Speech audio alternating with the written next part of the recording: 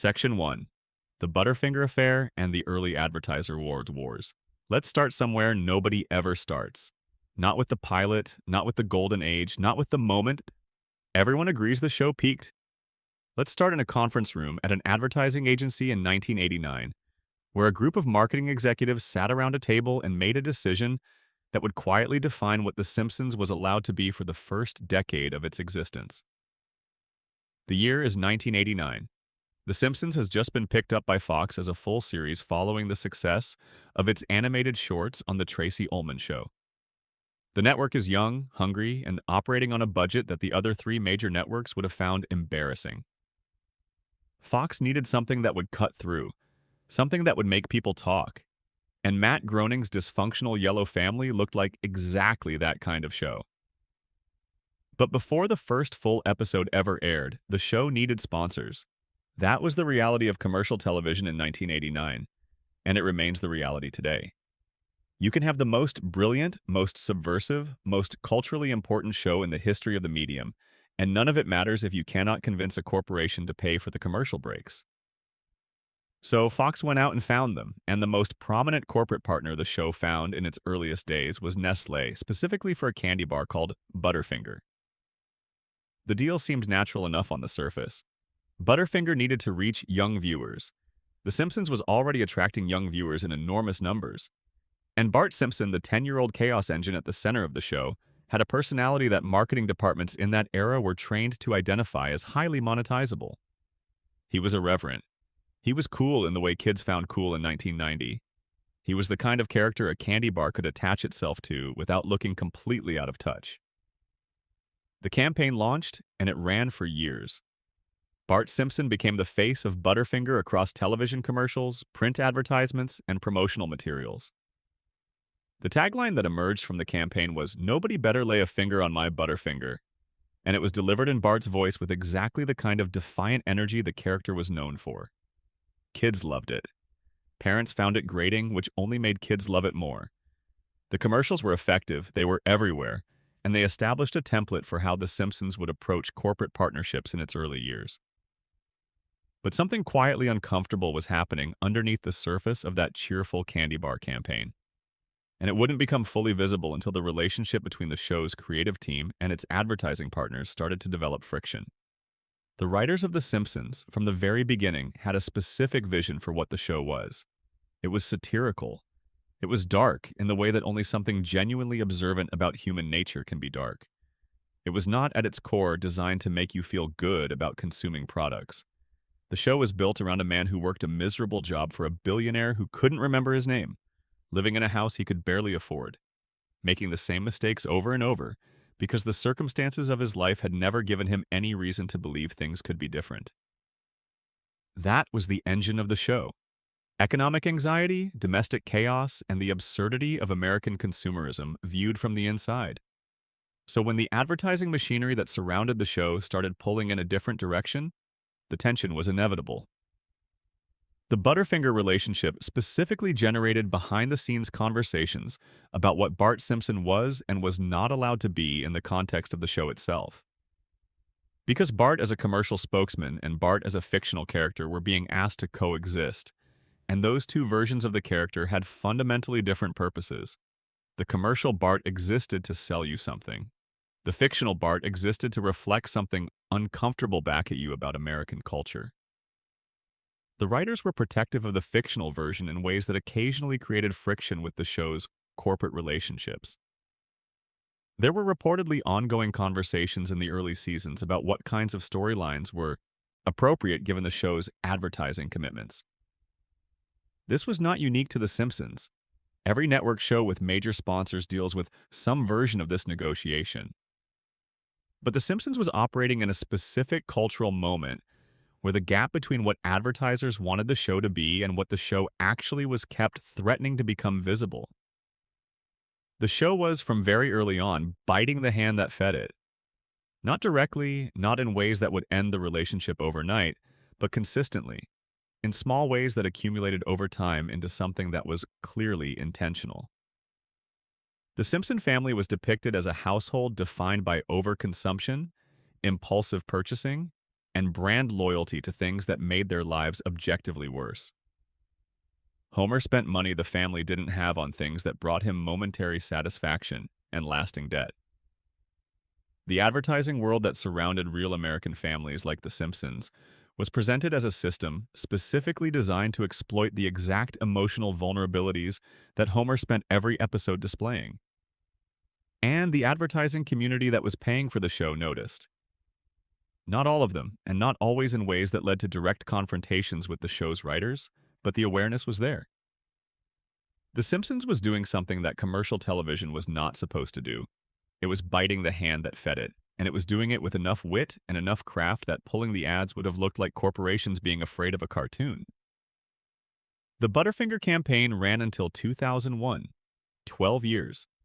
And through all of it, the show kept doing what the show did, which was examine American consumer culture with a satirical eye that no sponsor could have fully anticipated when they signed their initial contracts. The candy bar ads and the show itself existed in a state of permanent, unacknowledged tension.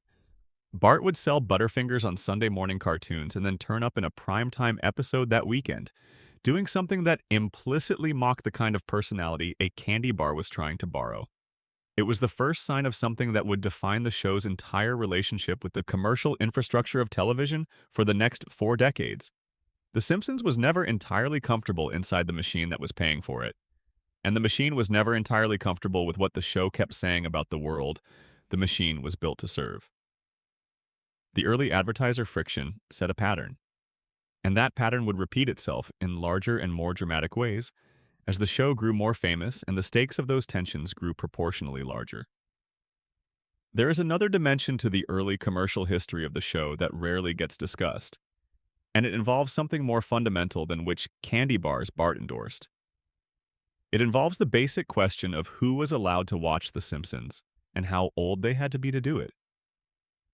When the show launched in December 1989, it was scheduled in the Sunday evening time slot that had traditionally belonged to family programming.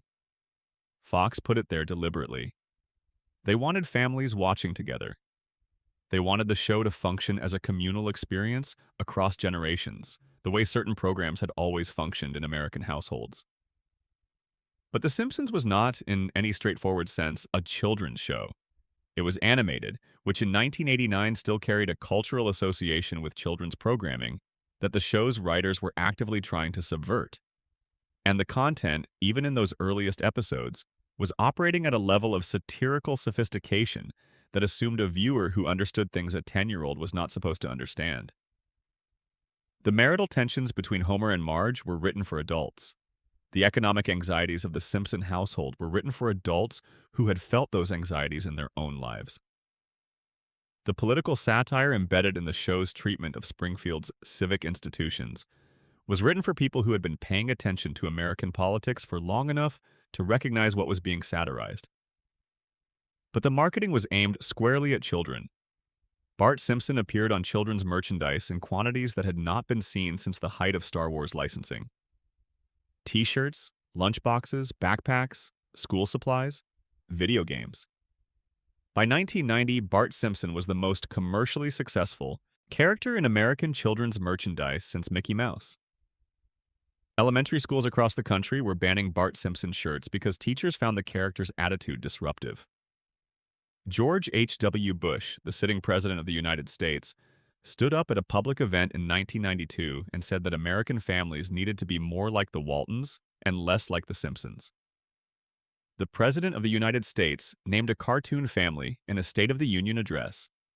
That is how culturally pervasive the show had become, and how genuinely disruptive its vision of American family life was considered to be. The show responded to Bush's comment in what would become a characteristic fashion. In an episode that aired days after the speech, Marge Simpson looked directly at the camera and noted that the Simpsons were doing their best, and that it was a tough world out there. It was a response calibrated perfectly to be both gentle and cutting, not aggressive enough to generate a genuine political controversy, but pointed enough that anyone paying attention understood exactly what the writers thought of the president's assessment of their show. This moment crystallized something important about how The Simpsons operated in the cultural landscape of its time. It was too popular to ignore and too smart to attack directly.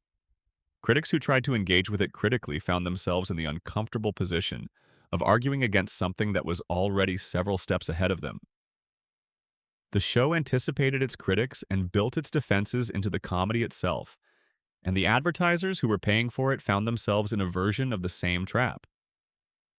The show was too popular to pull your ads from, and too culturally specific in its satirical targets for any advertiser to be entirely certain they weren't being quietly made fun of in some episode they hadn't fully understood.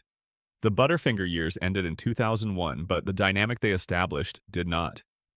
The relationship between The Simpsons and the commercial infrastructure that surrounded it would continue to generate friction for decades. The specific nature of that friction would change as the show aged, as the culture changed, and as the advertisers became more sophisticated about what they were funding. But the basic tension never went away. It was baked into the DNA of the show from the very beginning. A program that examined the absurdity of American consumer culture being funded by American consumer culture. A show that made you suspicious of advertising being paid for by advertising. The irony was not lost on the people making it, and it was not lost on the more attentive members of the audience. The Simpsons was always, at some level, a product that was critical of the system that produced it. And somehow, against all reasonable expectations, that system kept paying for it anyway. There was a quieter scandal buried in the early commercial years that gets very little attention today, but which shaped the creative culture of the show in ways that are still visible in its DNA.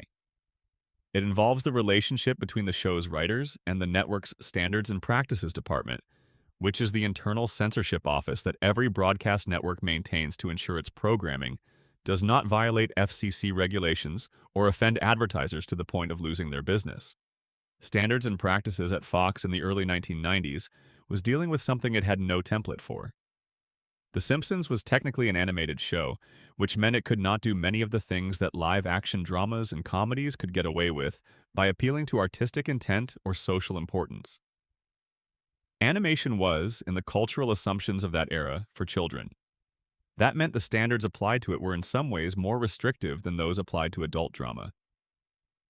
But The Simpsons was clearly not a children's show. The writers were adults writing for adults, embedded in a format that the regulatory framework of the time had not been designed to accommodate. This created a specific kind of creative tension in those early years, where the writers were constantly pushing against the edges of what the format was permitted to contain, and the network was constantly trying to figure out which rules applied to a show that didn't fit cleanly into any existing category. The things the Standards and Practices Department flagged in those early seasons reveal a lot about what the writers were trying to do and what the network was afraid of. Violence was a constant source of negotiation. The show's physical comedy often pushed into territory that, if rendered realistically, would have been genuinely disturbing. Homer strangling Bart, which became one of the show's most iconic recurring images, was initially flagged internally as potentially normalizing parental violence toward children. The writers argued that the exaggerated, cartoonish nature of the gag clearly signaled that it was not meant to be taken seriously as a depiction of real domestic violence. The network eventually agreed, but the conversation happened. Sexual content was another ongoing negotiation. The show was extremely interested in depicting the full complexity of adult relationships, including the physical dimension of Homer and Marge's marriage, in ways that had never been attempted in animated primetime television. The writers pushed for a level of frankness about adult sexuality that the Standards and Practices Department repeatedly pushed back on. The compromises that were reached shaped the language and visual vocabulary the show developed for dealing with these subjects, a vocabulary of implication and suggestion that in some ways made the show more sophisticated than it would have been if the writers had simply been allowed to say everything directly. Drug and alcohol content generated some of the most interesting negotiations. Homer's relationship with alcohol was central to the show's vision of American working-class culture. Moe's Tavern was a second home. Duff beer was a recurring motif. The writers wanted to depict Homer's drinking with honesty, including acknowledging that it was sometimes a problem, without either glorifying it or turning the show into an anti-alcohol public service announcement. This balance was something the network was perpetually uncomfortable with, And the ongoing negotiation over how Homer's drinking was depicted is visible in the inconsistency of the show's treatment of the subject across different seasons.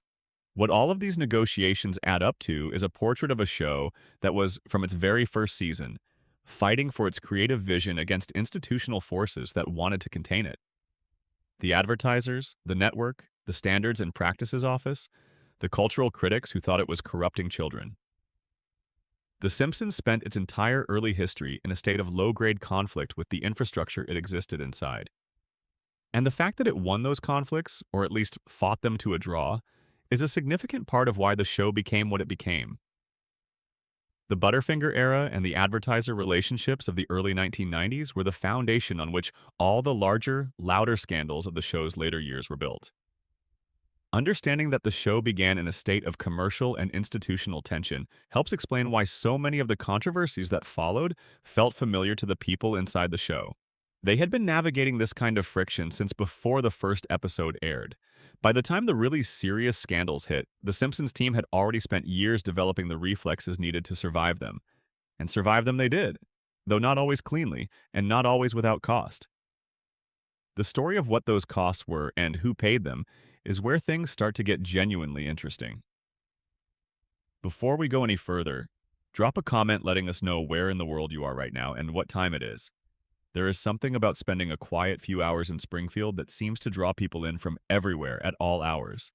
And if you are enjoying this, subscribe. It genuinely helps. Now let us keep going.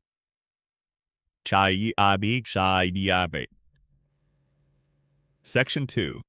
The Conan O'Brien Years and the Writers' Room War. There is a specific kind of talent that is almost impossible to hold on to, the kind that burns so hot and moves so fast that any institutional structure, no matter how creatively ambitious, eventually becomes too small to contain it. The Simpsons writing room in the early 1990s was one of the greatest concentrations of that kind of talent that American television has ever seen in one place. And because of that, it was also one of the most volatile rooms in the history of the medium. The head writer situation at the Simpsons in its first 5 seasons reads, in retrospect, like a masterclass in how creative genius and institutional dysfunction can exist in the same place simultaneously without either canceling the other out. The show produced some of the greatest comedy ever written for television during a period when its internal power structure was in a state of near constant upheaval. Understanding why requires going back to the beginning of how the room was structured, and then following the chain of departures that reshaped it season by season. Matt Groening created The Simpsons. That is his name on the show, and that credit is real in the sense that the fundamental characters, the visual language, and the original satirical impulse behind the project came from him. But Groening was an artist and a cartoonist, not a television showrunner. Running a writer's room, managing the complex industrial process of producing 22 episodes of primetime television per year, handling the politics of network relationships and production schedules and staff management, that was a different skill set.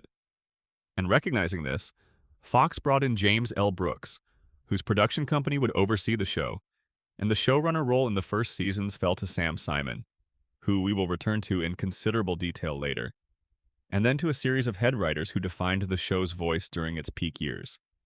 The name that matters most for this section is Al Jean, who has run the show during much of its later run, but who first joined in the early seasons as part of a writing team that included some of the most gifted people who had ever sat in a television writer's room. And threaded through the first 5 seasons working as a writer and then as a showrunner was a young Harvard graduate named Conan O'Brien. O'Brien arrived at The Simpsons after working in sketch comedy with a background that combined genuine intellectual firepower with a physical comedian's instinct for timing and absurdity. He was, by all accounts from the people who worked with him during this period, extraordinary. His episodes are still considered among the finest in the show's entire run. The episode he wrote called Marge versus the Monorail, which aired in 1993, is routinely cited in rankings of the greatest individual Simpsons episodes as one of the top 5 ever produced. It is a masterwork of compressed, comedic construction, in which a con man arrives in Springfield and convinces the town to spend a windfall on a monorail despite the obvious absurdity of the proposition. The episode parodies The Music Man, includes a guest appearance by Leonard Nimoy that is itself a parody of Nimoy's own celebrity mystique, and builds to a climax that is simultaneously completely ridiculous and somehow deeply satisfying. Conan O'Brien wrote that episode. He was 29 years old. He also wrote Homer Goes to College, New Kid on the Block, Homer the Vigilante, and several other episodes from the show's third and fourth seasons that are remembered today as among its finest work. His writing voice had a specific quality that set it apart even in a room full of exceptional writers. It was intellectually playful in a way that never felt condescending. It combined genuine emotional warmth with a willingness to pursue absurdist premises to their furthest logical conclusions without flinching. The monorail episode works because O'Brien understood that the joke was never really about the monorail. It was about the specific vulnerability of communities that have been told their best days are behind them, and the specific kind of con artist who knows how to exploit that vulnerability by offering a shiny symbol of a future that will never arrive. That is not a joke a stupid person writes. That is a joke that requires a sophisticated understanding of American economic anxiety, a literary sense of how narrative confidence tricks work, and the comedic instinct to wrap all of it in something so cheerful and tuneful that the audience is laughing too hard to feel how much it hurts. O'Brien was extraordinary. The show knew it. And in 1991, he was promoted to the role of showrunner. What happened over the next 2 years in the writer's room under O'Brien's leadership is one of the most fascinating and least documented episodes in the show's history. The accounts that exist, drawn from interviews with writers who were there, and from O'Brien's own occasional retrospective comments, paint a picture of a room that was operating at an almost unsustainably high creative pitch. The pressure was extraordinary. The Simpsons by 1992 was not just a popular show. It was a cultural phenomenon of a kind that American television had almost never produced. It was on the cover of magazines. It was being written about by serious cultural critics as a significant artistic achievement. The expectations placed on each new episode were enormous, and those expectations fell most heavily on the head writer, who was responsible for maintaining the show's quality across an entire season of 22 episodes, while also managing the politics of the writer's room, the network relationship, and the production process. O'Brien, by all accounts, handled the creative responsibilities brilliantly. The episodes from his tenure as showrunner are consistently ranked among the show's best, but the institutional demands of the role were taking a toll that went beyond the purely professional. The writer's room at The Simpsons during this period was, like most great writers' rooms, a place of intense creative friction. The people in that room were all intelligent, all ambitious, all deeply committed to their own creative vision of what the show should be. When you put that many strong personalities together under enormous pressure to produce something great, the creative energy that results is genuinely explosive in both senses of the word. It produces brilliant work, and it generates conflicts that can be genuinely destabilizing. O'Brien left the show in 1993 to take over as the host of Late Night on NBC, following David Letterman's departure to CBS. The official version of his exit presented it as a straightforward career opportunity, a natural progression from behind the camera to in front of it. And that was partially true. The late-night offer was real, the opportunity was significant, and O'Brien's particular comedic gifts were well suited to a live talk show format. But the fuller picture is more complicated. O'Brien was exhausted. The pace of producing 22 episodes a year at the quality level the show demanded had been grinding. The internal politics of the room, the constant management of competing creative visions, the pressure of maintaining a standard of excellence that the show's cultural status had made into a kind of obligation. All of this had accumulated into something that made a change of direction feel like not just an opportunity, but a necessity. The departure was, by the standards of how these things usually go in Hollywood, relatively clean. There was no public blow-up, no scorched earth interview, no years of bitter commentary about what really happened in that room. O'Brien went on to build one of the most distinctive careers in late-night television history. The show went on without him and continued to produce exceptional work for several more seasons. But the writers who stayed described the post-O'Brien room as a different place. The specific creative chemistry that had defined those seasons was a product of that particular combination of people in that particular moment. And once that combination changed, the chemistry changed with it. This is true of every great writer's room. The conditions that produce greatness are fragile and specific, and they almost never survive intact. The writers who came through the Simpsons room in those early years scattered across the industry and became some of the most influential figures in television comedy of the 1990s and 2000s. The list reads like a who's who of the era's best television. Greg Daniels went on to adapt The Office for American television and create Parks and Recreation. Ken Keeler became a key writer on Futurama. David Merkin, who succeeded O'Brien as showrunner, brought his own distinctive sensibility to the show's fifth and sixth seasons. John Swartzwelder, who may have written more classic Simpsons episodes than any other single writer, developed a hermetic creative process that became legendary within the industry. Swartzwelder deserves his own moment in this story because he represents something specific and important about the Simpsons writing culture that is often overlooked in broader discussions of the show. He was a libertarian with a deeply idiosyncratic worldview, a former tobacco industry writer who brought a genuine outsider perspective to a room full of Harvard graduates.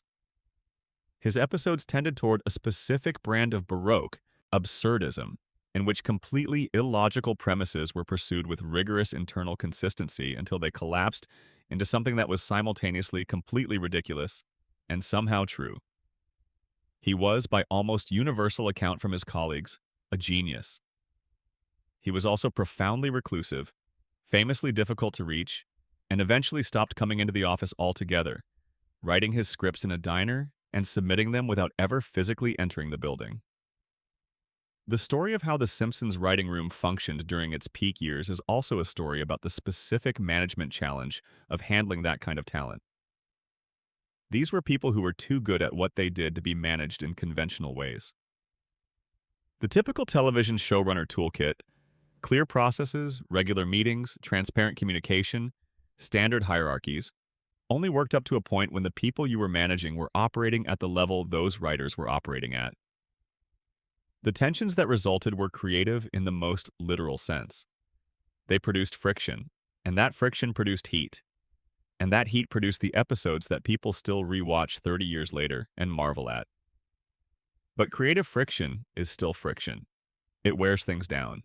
It generates casualties.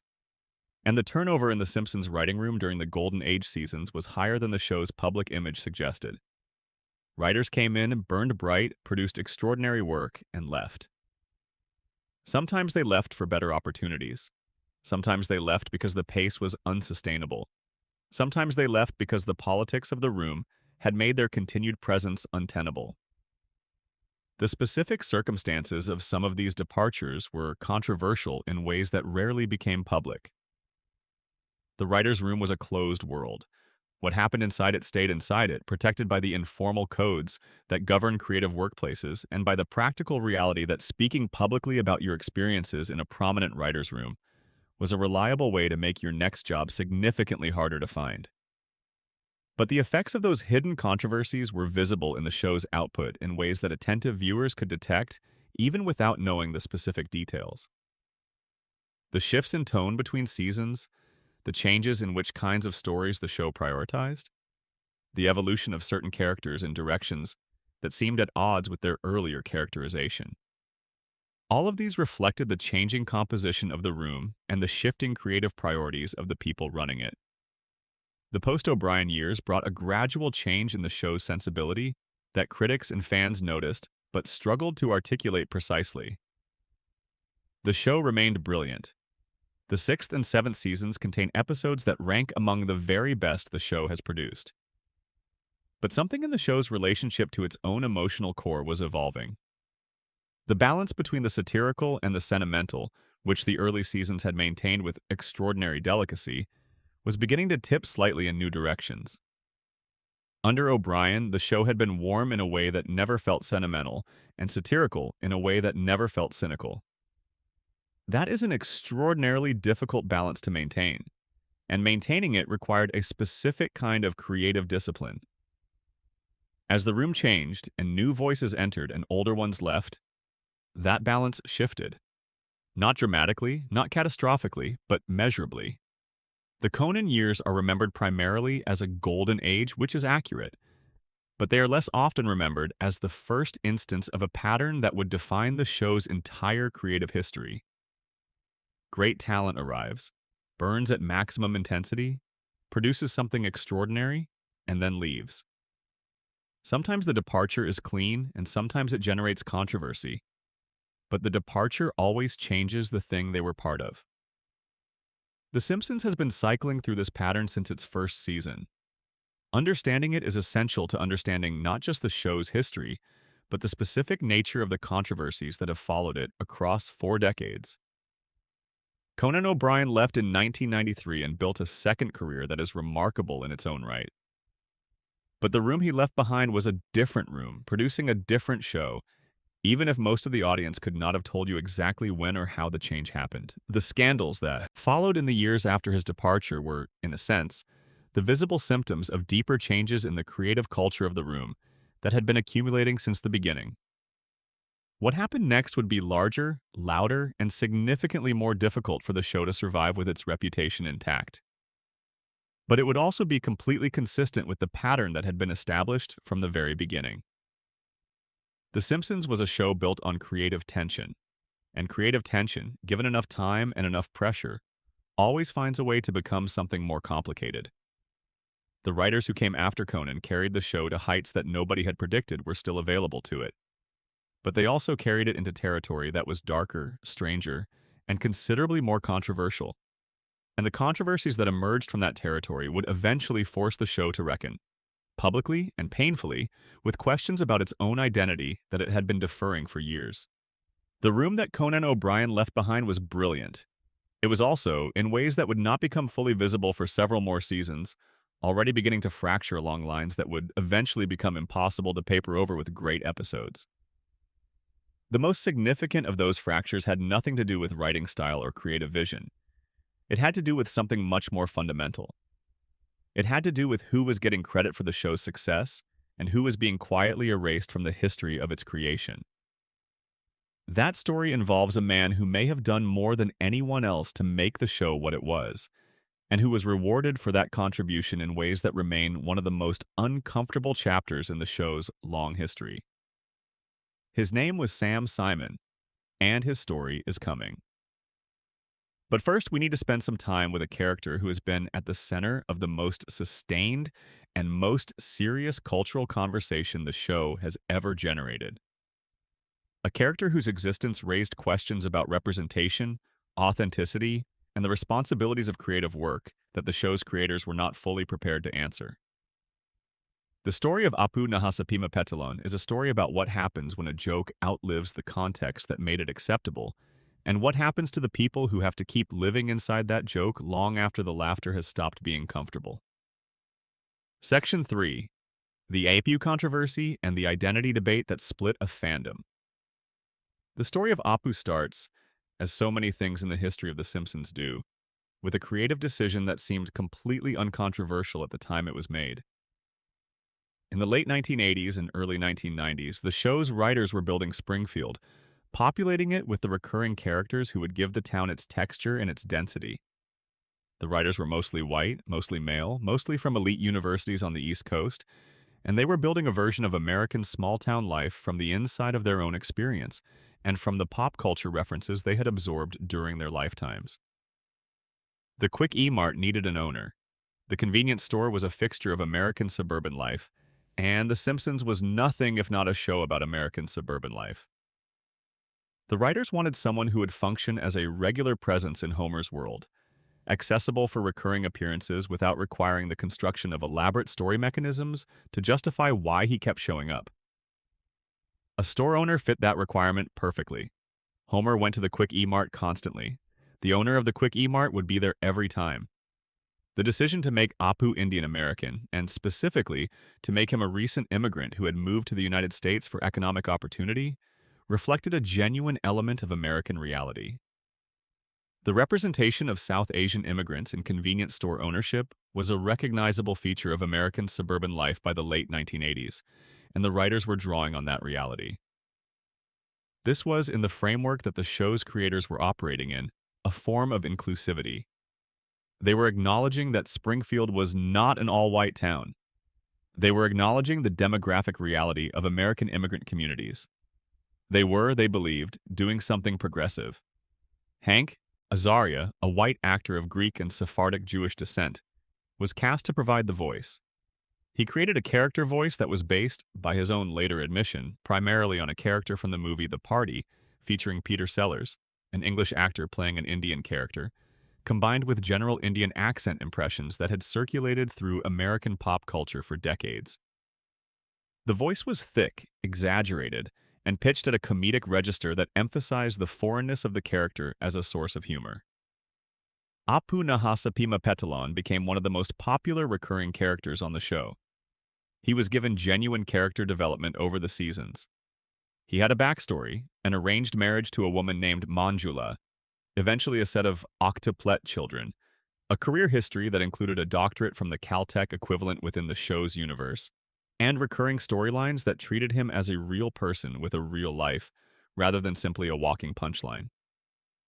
The writers gave Apu depth in ways that reflected their genuine affection for the character. His devotion to his family, his commitment to his community, his philosophical resignation in the face of the indignities of his daily life were all treated with more care and more humanity than the character's origins would have suggested were possible. But the voice was still the voice, and the accent was still the accent. And for the millions of South Asian American viewers who had grown up watching The Simpsons, the character of Apu had been, from the very beginning, a deeply ambivalent experience. This ambivalence was not publicly visible for most of the show's first 2 decades. The cultural and media landscape of the 1990s and early 2000s did not provide particularly robust platforms for minority communities to express complex critiques of mainstream entertainment. The conversation about representation in media existed, but it was not operating at the volume or velocity that it would eventually reach. And so the discomfort that many South Asian Americans felt about Apu existed, but it existed largely in private. In family conversations, in community discussions, in the specific experience of being the kid in an American classroom whose classmates did Apu impressions at them and expected them to find it funny. Hari Kondabolu was one of those kids. He grew up watching The Simpsons, which he genuinely loved, while simultaneously experiencing Apu as something that complicated that love in ways he could not fully articulate at the time. As an adult, he became a stand-up comedian, and the question of what to do with that complicated feeling became something he worked through in his art. In 2017, Kondabolu released a documentary film called The Problem with Apu. The film was not a screed. It was not a piece of activism designed to get the character removed from the show or to punish the people who had created it. It was, more than anything, an attempt to finally have the conversation that had never been had, in a forum where it could be heard. Kondabolu interviewed South Asian American actors, writers, comedians, and public figures about their experience with the character. The conversations that emerged from those interviews were by turns funny, had angry, thoughtful, and specific in ways that made the abstract question of representation suddenly concrete and human. These were real people describing real experiences of having their identities reduced to a caricature by one of the most popular television shows in history, and then being expected to be grateful for the representation, because at least the show had acknowledged that people like them existed. The film made a particular argument that was carefully constructed and that required the audience to hold a few things simultaneously. Kondabolu was not arguing that the people who created Apu were racist or that their intentions had been malicious.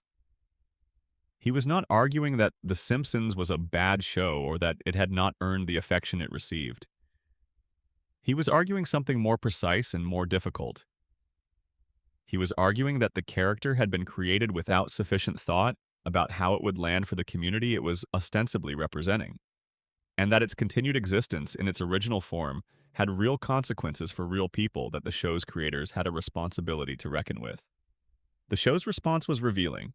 In a 2018 episode titled No Good, Reed Goes Unpunished, Marge Simpson attempts to read a classic children's book to Lisa and discovers that the book contains offensive stereotypes.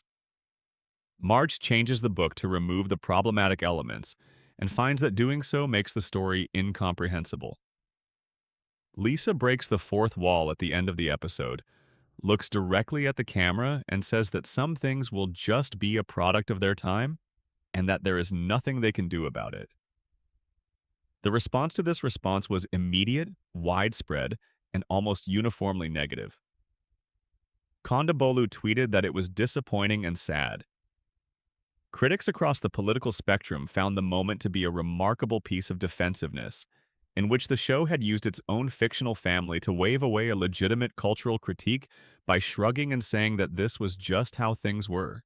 The episode's response had managed to be simultaneously dismissive and self-congratulatory, as if acknowledging that the problem existed while doing nothing to address. It was itself a form of progressive action. What made the response particularly striking was how out of character it felt for a show that had spent 3 decades being ahead of the cultural conversation rather than behind it. The Simpsons had always been the show that was willing to make the uncomfortable joke, to point at the thing nobody else was pointing at, to say the thing that the culture was avoiding saying. And here it was, in response to a sustained and thoughtful critique of its own practices, doing the thing that the show had always mocked other institutions for doing, which was circling the wagons, defending the status quo, and dismissing the critique as an oversensitivity that the show was not obligated to take seriously. The controversy continued. Hank Azaria, for his part, engaged with it in a way that was notably more serious and more personal than the show's official response had been. He began having conversations with members of the South Asian American community, listening to their experiences and eventually reaching a conclusion that he made public in a 2021 interview. He was stepping down from the role. He would no longer voice Apu. The character would either be voiced by a South Asian actor or would cease to be a regular presence on the show. The announcement was significant for several reasons.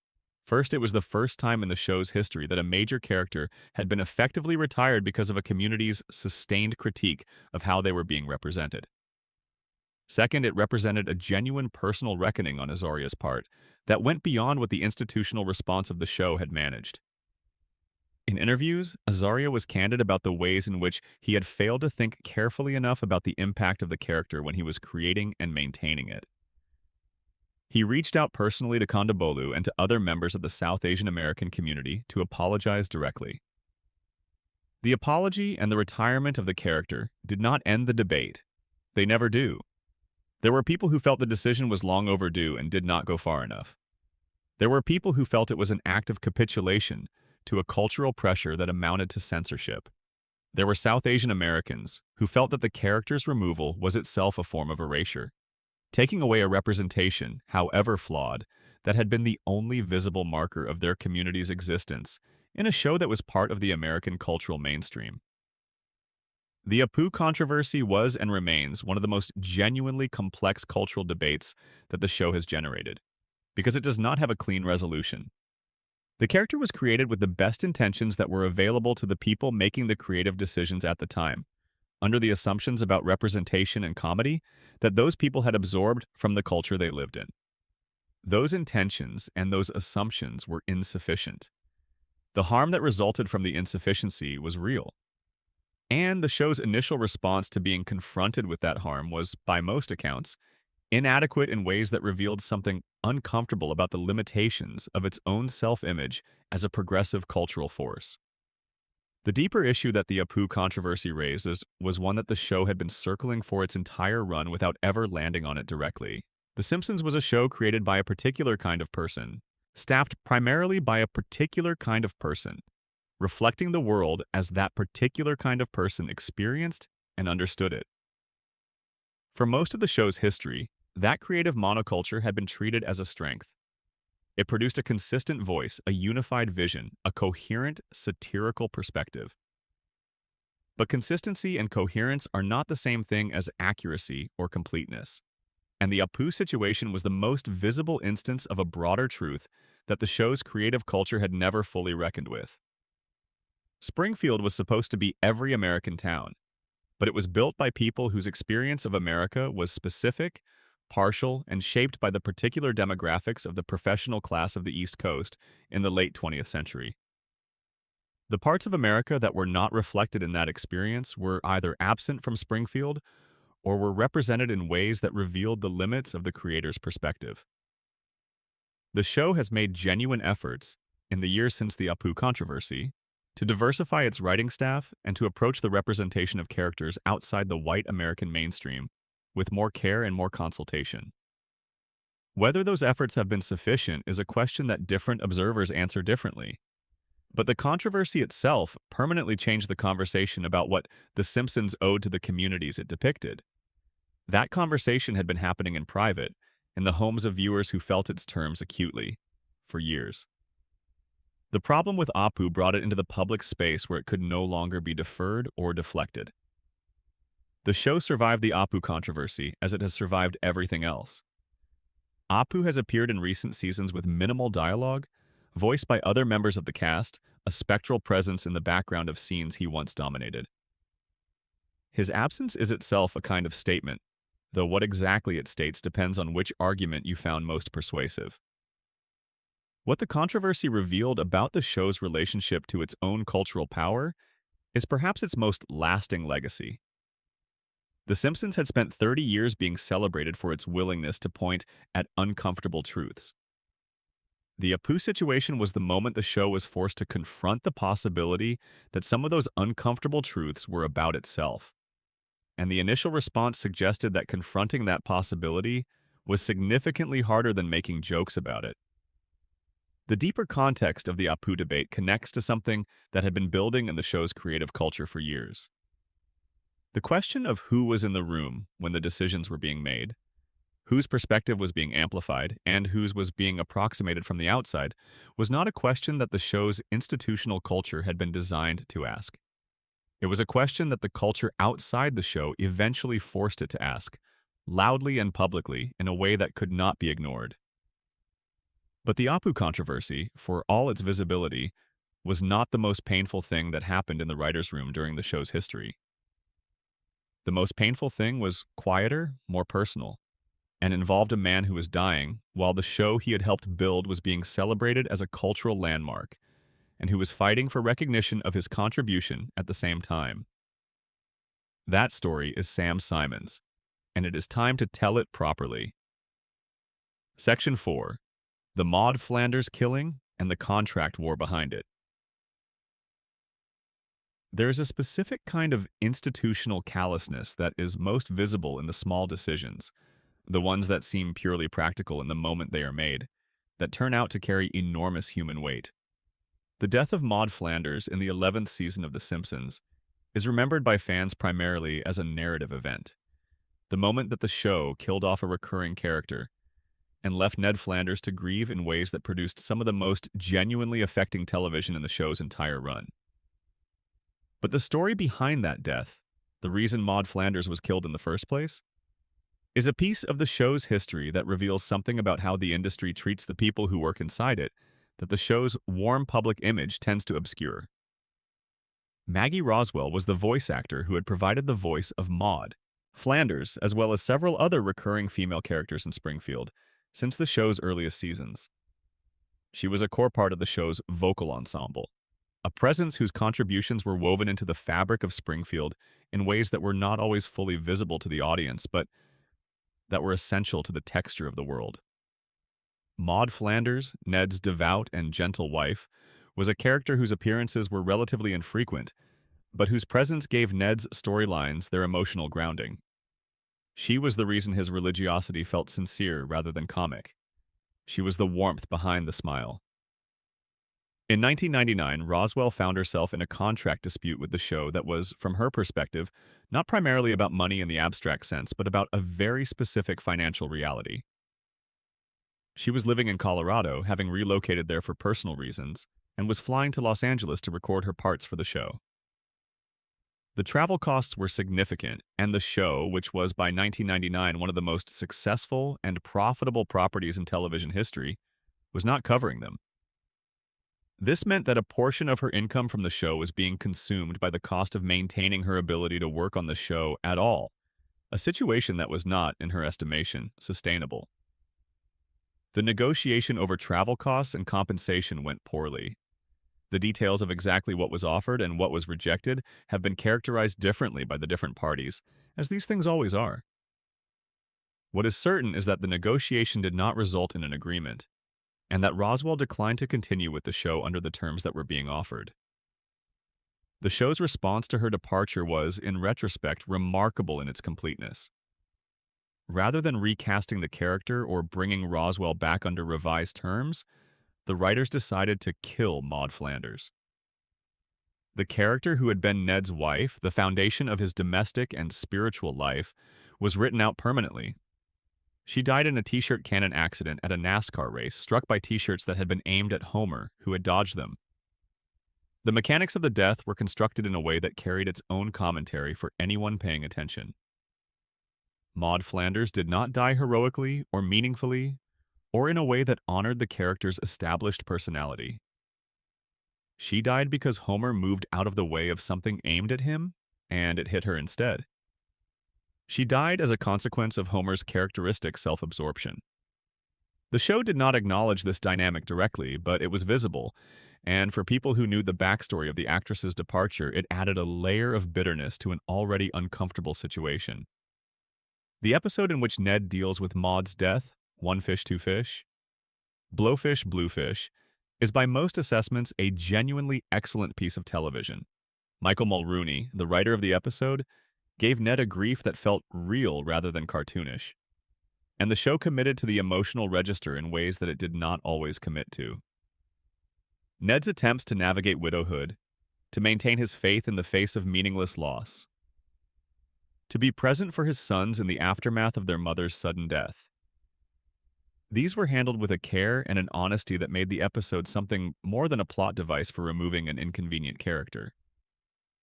But the excellence of the episode and the ugliness of the circumstances that produced it existed simultaneously, and the people inside the show knew it, even if the audience did not. Maggie Roswell eventually returned to the show in 2002, under terms that apparently addressed the travel concern that had led to her departure in the first place. But Maud Flanders remained dead. The character had been killed to resolve a contract dispute, and the show was not going to resurrect her simply because the dispute had been resolved. Ned Flanders would remain a widower, defined by his loss, for the rest of the show's run, because the woman who gave Maud her voice had asked for her travel costs to be covered, and the show had said no. There is something about this story that is representative of a broader dynamic in the professional lives of voice actors that The Simpsons has navigated repeatedly across its history. Voice acting, for most of the medium's history, has occupied an uncomfortable position in the hierarchy of performance work. It is essential to the product in ways that are immediately audible, but it is also invisible in ways that make its practitioners easy to undervalue. The voice actor who has been the sound of a character for a decade is not always perceived by production companies as a replaceable in the way that a visible performer would be. The character can theoretically be recast. The voice can theoretically be approximated. And this perception, which is frequently incorrect, has historically given the institutions far more leverage in contract negotiations than they perhaps deserve. The Simpsons cast had, by 1999, managed to establish their collective bargaining position in ways that made the situation for the principal voice actors reasonably secure. The core six, Dan Castellaneta as Homer, Julie Kavner as Marge, Nancy Cartwright as Bart, Yeardley Smith as Lisa, Harry Shearer as Mr. Burns and Ned Flanders among others, and Hank Azaria as Apu and other characters had negotiated contracts that reflected their central importance to the show. Their compensation was eventually raised to levels that were appropriate to the show's cultural and commercial significance. But the recurring performers, the people who gave voice to the dozens of secondary and tertiary characters who populated Springfield without appearing in the main credits, occupied a very different position in that hierarchy. They were essential to the texture of the show, but not always recognized as essential by the people controlling the financial structure of the production. And when the gap between their actual importance and their perceived importance was exposed through a contract negotiation, the results could be painful in ways that went beyond the purely financial. Maggie Roswell's situation was the most public of these conflicts, because its resolution involved killing a character that the audience had grown attached to. But it was not the only instance of this dynamic. The show's long history includes numerous smaller conflicts between recurring performers and the production over compensation and working conditions. Conflicts that rarely became public, but that shaped the show's creative decisions in ways that were visible in the evolving composition of Springfield's population. The killing of Maud Flanders also had creative consequences that the writers may not have fully anticipated when they made the decision. Ned Flanders as a widower became a fundamentally different character from Ned Flanders as a husband. His arc changed. His relationship to his faith changed. His interactions with Homer changed. The decision to kill Maud, made for a financial reason that had nothing to do with the character's narrative potential, opened up creative territory that the show subsequently explored with considerable seriousness and genuine emotional depth. This is a pattern that recurs in the show's history more often than one might expect. Decisions made for institutional reasons, budget constraints, contract disputes, scheduling conflicts, sometimes produce creative outcomes that turn out to be genuinely valuable. The death of Maud Flanders is one of the clearest examples of this. The show did not kill Maud because the writers had a great story to tell about widowhood. They killed her because they had lost the argument about travel reimbursement. But the story they told in the aftermath was, by any reasonable measure, one of the better things the show produced in its later seasons. The relationship between institutional dysfunction and creative excellence is one of the stranger recurring themes in the history of The Simpsons. The show has repeatedly, and in ways that resist easy explanation, produced its best work in the shadow of its worst internal dynamics. The early seasons, which were produced during a period of genuine institutional turmoil, as the show's creative hierarchy was being established and contested, contained some of the finest comedy in television history. The great contract disputes of the late 1990s and early 2000s, which generated genuine anxiety about whether the show could continue, were followed by seasons that managed to maintain creative quality under circumstances that should have made it impossible. The explanation for this apparent paradox probably has something to do with the nature of creative talent under pressure. The people who work at the highest levels of their craft often do their best work, not in spite of difficult circumstances, but in some complex engagement with them. The difficulty becomes material. The institutional tension becomes something to push against. And the pushing produces work that would not have been possible in a more comfortable environment.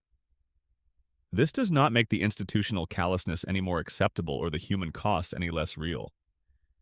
Maggie Roswell's situation was unfair, and the show's response to her situation was a reminder that a program with a progressive self-image could behave with considerable coldness when its financial interests were at stake.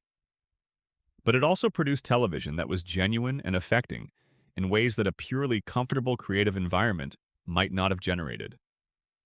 The show has been living with the legacy of these compromises and their costs for decades. Every character who was killed or retired or marginalized, for reasons that had nothing to do with the story's needs, carries that legacy. And the people who paid the human price of those decisions carry it with them, even when the public has long since moved on to caring about the next controversy. Ned Flanders still comes home to an empty house on Evergreen Terrace. Maud's presence is still visible in the space she used to occupy. And the reason she is not there is a reminder that even the most beloved and most progressive cultural institutions have their own version of the same institutional logic that they spend their time satirizing.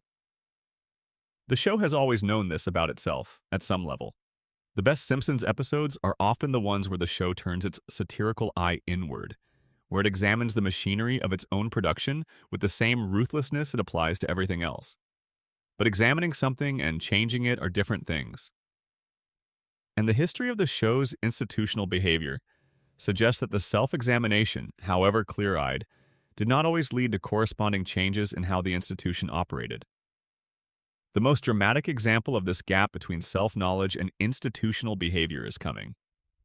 It involves a voice actor whose relationship with the show was the most public, the most contentious, and ultimately the most revealing of any in the show's history.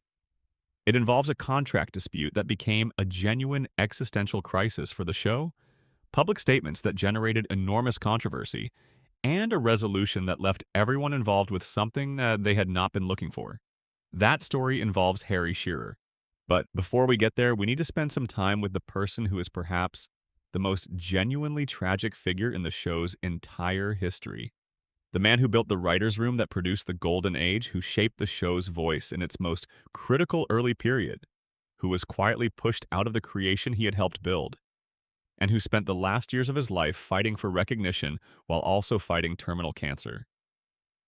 This is the story of Sam Simon, and it is one of the most uncomfortable things in the entire history of The Simpsons. Section 5. The Sam Simon Story. The Man Who? 5. The Sam Simon Story. The man who built The Simpsons. Sam Simon is not a name that comes up in most casual conversations about The Simpsons. Ask a random viewer who created the show and they will say Matt Groening. Ask who made the show great and they might mention Conan O'Brien or Al Jean or any of the writers whose names have become associated with the Golden Age seasons. Sam Simon's name is not, in the general public's understanding of the show, prominently associated with what made it great. And this absence, this gap between his actual contribution and his cultural visibility, is itself the story.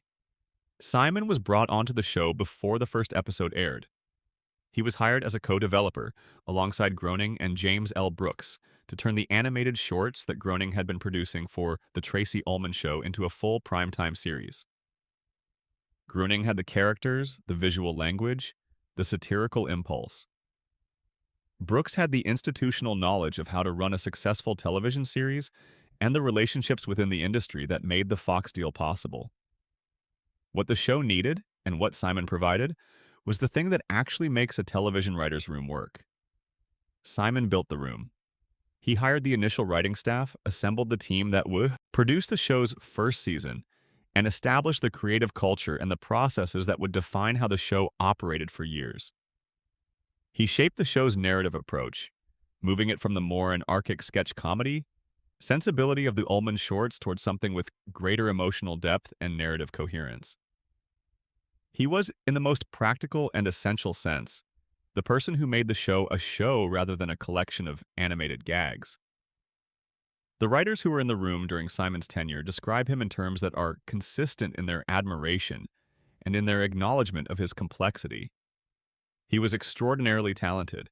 He was funny in ways that made the best comedy writers in the world feel like they were in the presence of a genuine master. He was also deeply difficult. He had a sharp tongue and a willingness to deploy it that made him a challenging personality to work alongside. He was demanding in ways that produced great results and created genuine suffering simultaneously. He was, in the vocabulary that the entertainment industry uses for this particular kind of difficult genius, a complicated man. The specific nature of the conflict that led to Simon's departure from the show is documented in court records, which makes it more verifiable than many of the show's internal disputes. Simon had a falling out with Matt Groening that escalated into a legal dispute over credit and compensation.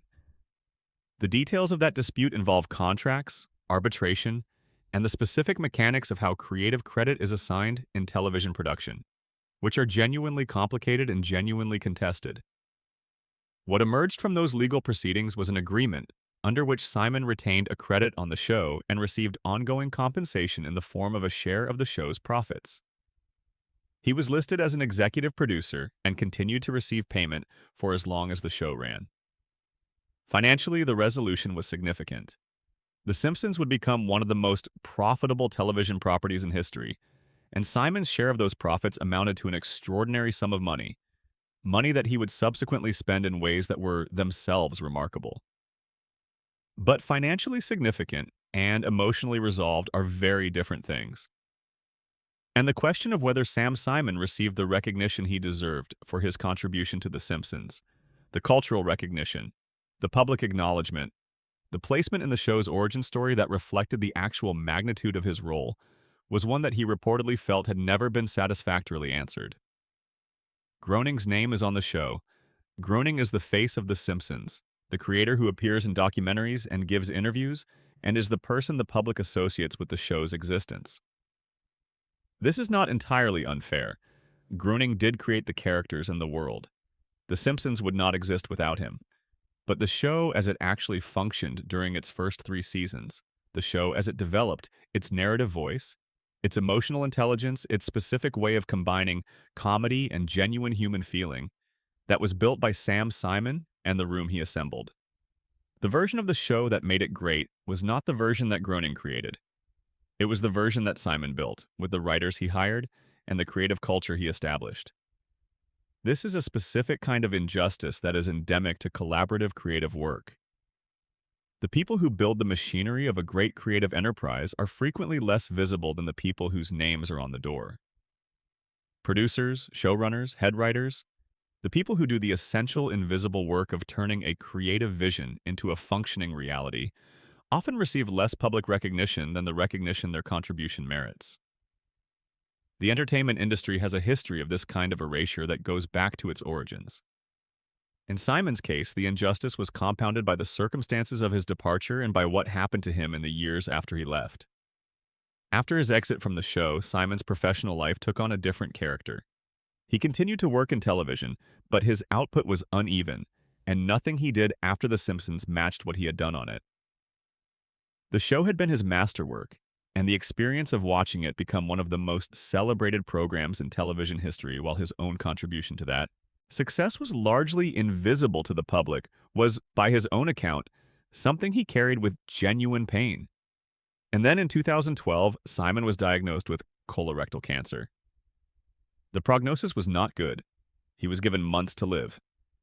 He ultimately survived for 3 years beyond that initial diagnosis, years during which he did something that became the most publicly visible part of his life in the period after The Simpsons. He gave away most of the money he had received from the show. Sam Simon's philanthropy in the final years of his life was extraordinary by any measure. He donated tens of millions of dollars to animal rights causes, to food relief organizations, to medical research, and to a variety of charitable foundations. He supported organizations that rescued animals from shelters, organizations that advocated for more humane farming practices, organizations that provided food assistance in communities around the world. He had spent his professional life building things for institutions, and in the last years of his life, he spent his money building things for causes. The philanthropic work received considerable public attention, and for a period, Sam Simon became known to a general audience that had never known his name as a man who was giving away a television fortune to help animals and feed people. This was, in its own way, a kind of public recognition, but it was recognition of his generosity, not of his creative contribution. The man who built the writer's room that produced the golden age of The Simpsons was famous, in his final years, for giving away the money he had earned from that golden age. He died in 2015. He was 59 years old. In the years since his death, there have been more thorough public assessments of his contribution to the show, assessments that have given him more credit than the show's standard origin story typically offered.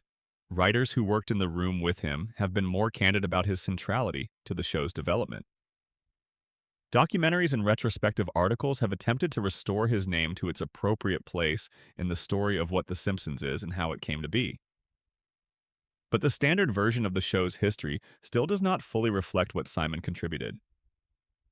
The narrative of the show's creation that most people carry with them still places Groening at the center and treats everyone else as supporting players.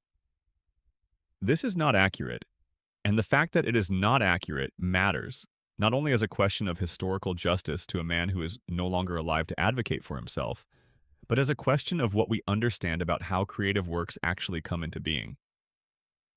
The Simpsons was not created by a single visionary genius who handed down a fully formed work from on high.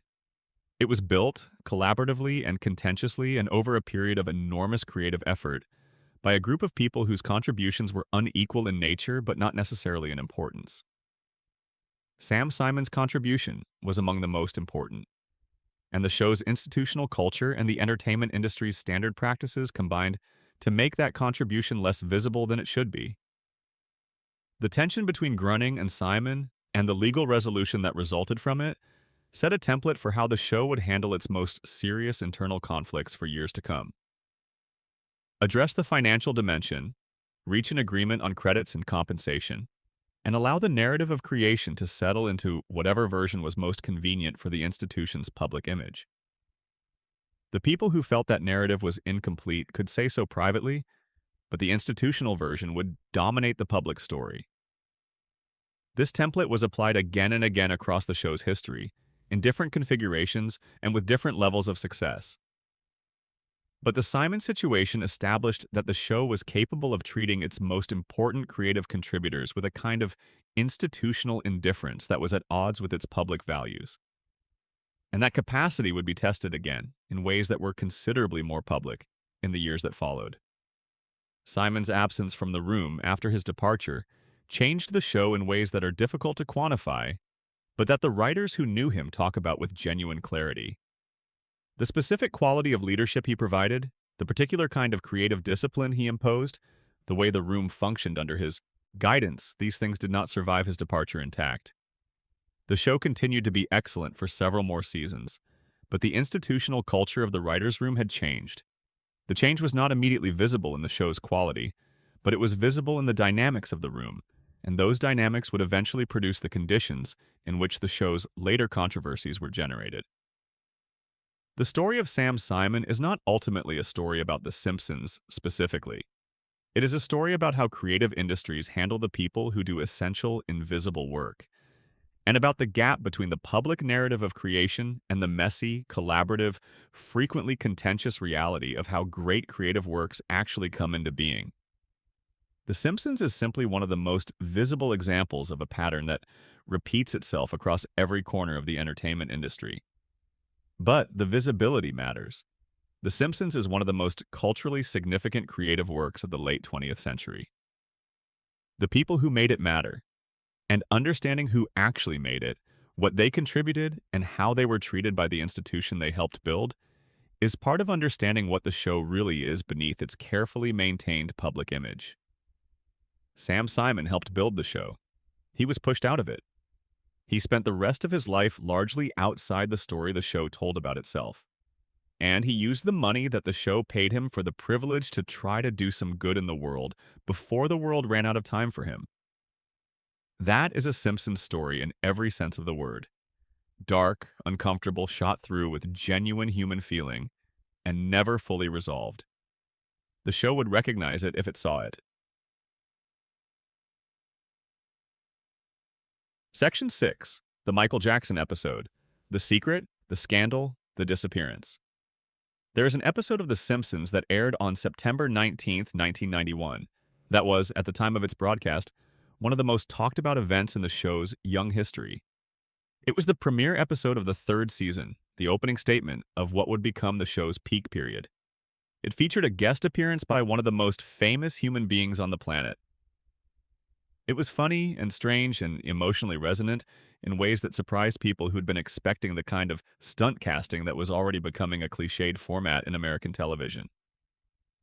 And for nearly 30 years, it was remembered almost entirely as a triumph. The episode is called Stark Raving Dad. The premise is that Homer is sent to a mental institution after wearing a white shirt to work, which the show's bureaucratic logic flags as evidence of irregular behavior. In the institution, he meets a large, heavy-set white man named Leon Kompowski, who claims to be Michael Jackson. Homer befriends him, and Leon eventually comes home with Homer after they are both released. He helps Homer remember that Lisa's birthday is coming and guides Homer through composing a birthday song for his daughter. The emotional core of the episode is the reconciliation between Homer and Lisa, whose relationship the episode frames as having been defined by neglect that Homer had never fully reckoned with. It is, beneath its comic surface, a genuinely moving piece about a parent trying to acknowledge a failure he cannot undo. The secret that the show maintained for years was that the man playing Leon Kompowski was actually Michael Jackson. He appeared uncredited, under the pseudonym John J. Smith. The voice, unmistakably Michael Jackson's voice, was in the episode. Jackson had approached the show and expressed interest in appearing, and the show's creative team had worked with him to develop the Leon Kompowski character, a character whose relationship to the real Jackson was layered in ways that the show clearly found interesting. A man who claims to be Michael Jackson but does not look or sound the way Michael Jackson was expected to look and sound.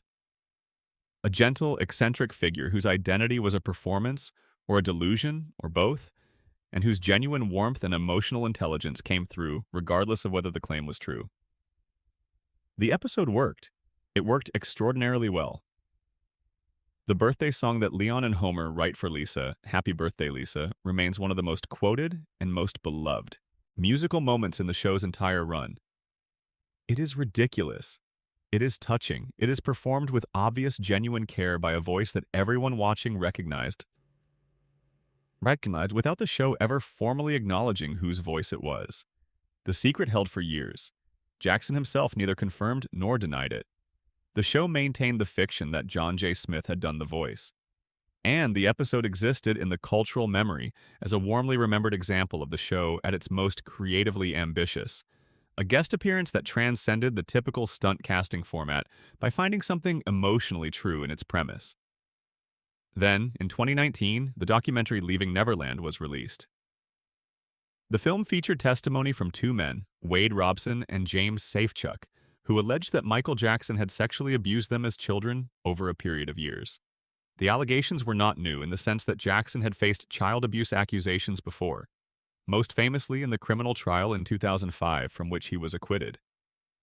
But the documentary was different in character from what had come before. It was detailed, specific, and personal, in ways that gave the allegations a weight and a specificity that previous accounts had not carried. The public response to Leaving Neverland was divided in the way that responses to allegations against enormously beloved public figures always are. Some viewers found the testimony credible and devastating. Others disputed it and continued to defend Jackson's legacy. The debate was fierce and shows no sign of fully resolving. For The Simpsons specifically, the documentary raised a question that the show had to answer directly. What do you do with an episode that features the voice of a man against whom credible allegations of child sexual abuse have been made, in an episode that involves his character having a warm and emotionally significant relationship with an elementary school-age girl? The show's answer came quickly. Within weeks of Leaving Neverland's broadcast, executive producer James L. Brooks announced that the episode was being pulled from circulation. It would no longer air in syndication. It would not be included in streaming releases. It was being removed from the show's catalog. Brooks was direct about the reason. He said that the documentary made it impossible for him to watch the episode without thinking about the allegations, and that he did not want viewers to have to navigate that experience. The decision was made not because the show had concluded that the allegations were definitively true, but because the weight of what had been alleged was sufficient to make the episode's continued circulation feel inappropriate. This decision was itself controversial, for reasons that are not entirely unreasonable. The removal of the episode from circulation is a kind of erasure, an act of institutional memory that raises its own questions about how creative works should relate to the lives of the people involved in creating them. The episode itself contains nothing abusive. The character of Leon Kompowski is not Michael Jackson in any direct sense. Holding the episode responsible for Jackson's alleged behavior imposes a logic of collective guilt that makes some people uncomfortable.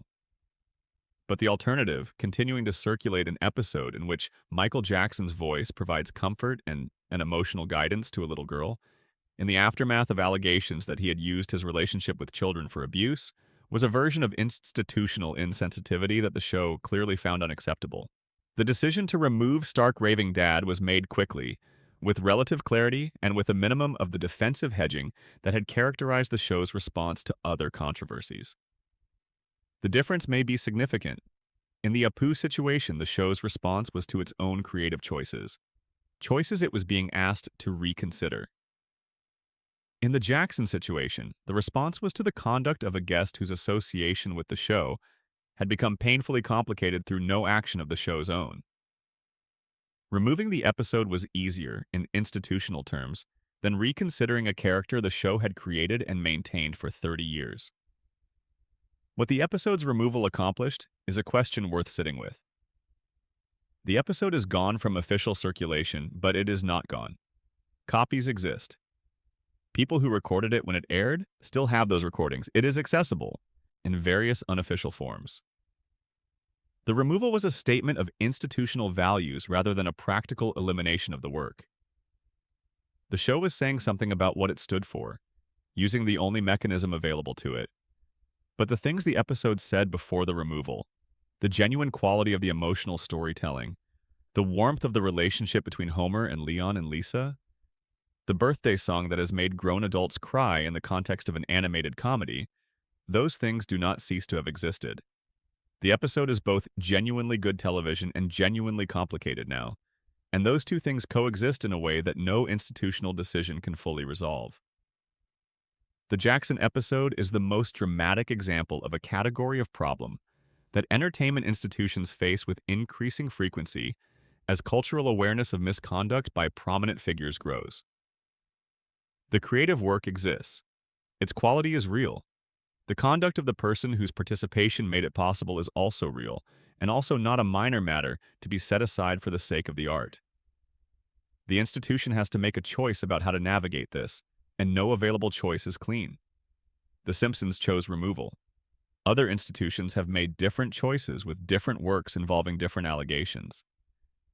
There is no consensus on the right answer because there probably is not a right answer that works for every situation. What the Jackson situation made visible was that the show, which had spent 30 years depicting institutional dysfunction with brilliant clarity, was not exempt from the institutional dilemmas it had always treated as material. The episode also raises, in its specific content, a question about what the show knew or suspected about Jackson at the time, and how that knowledge shaped the way the episode was made.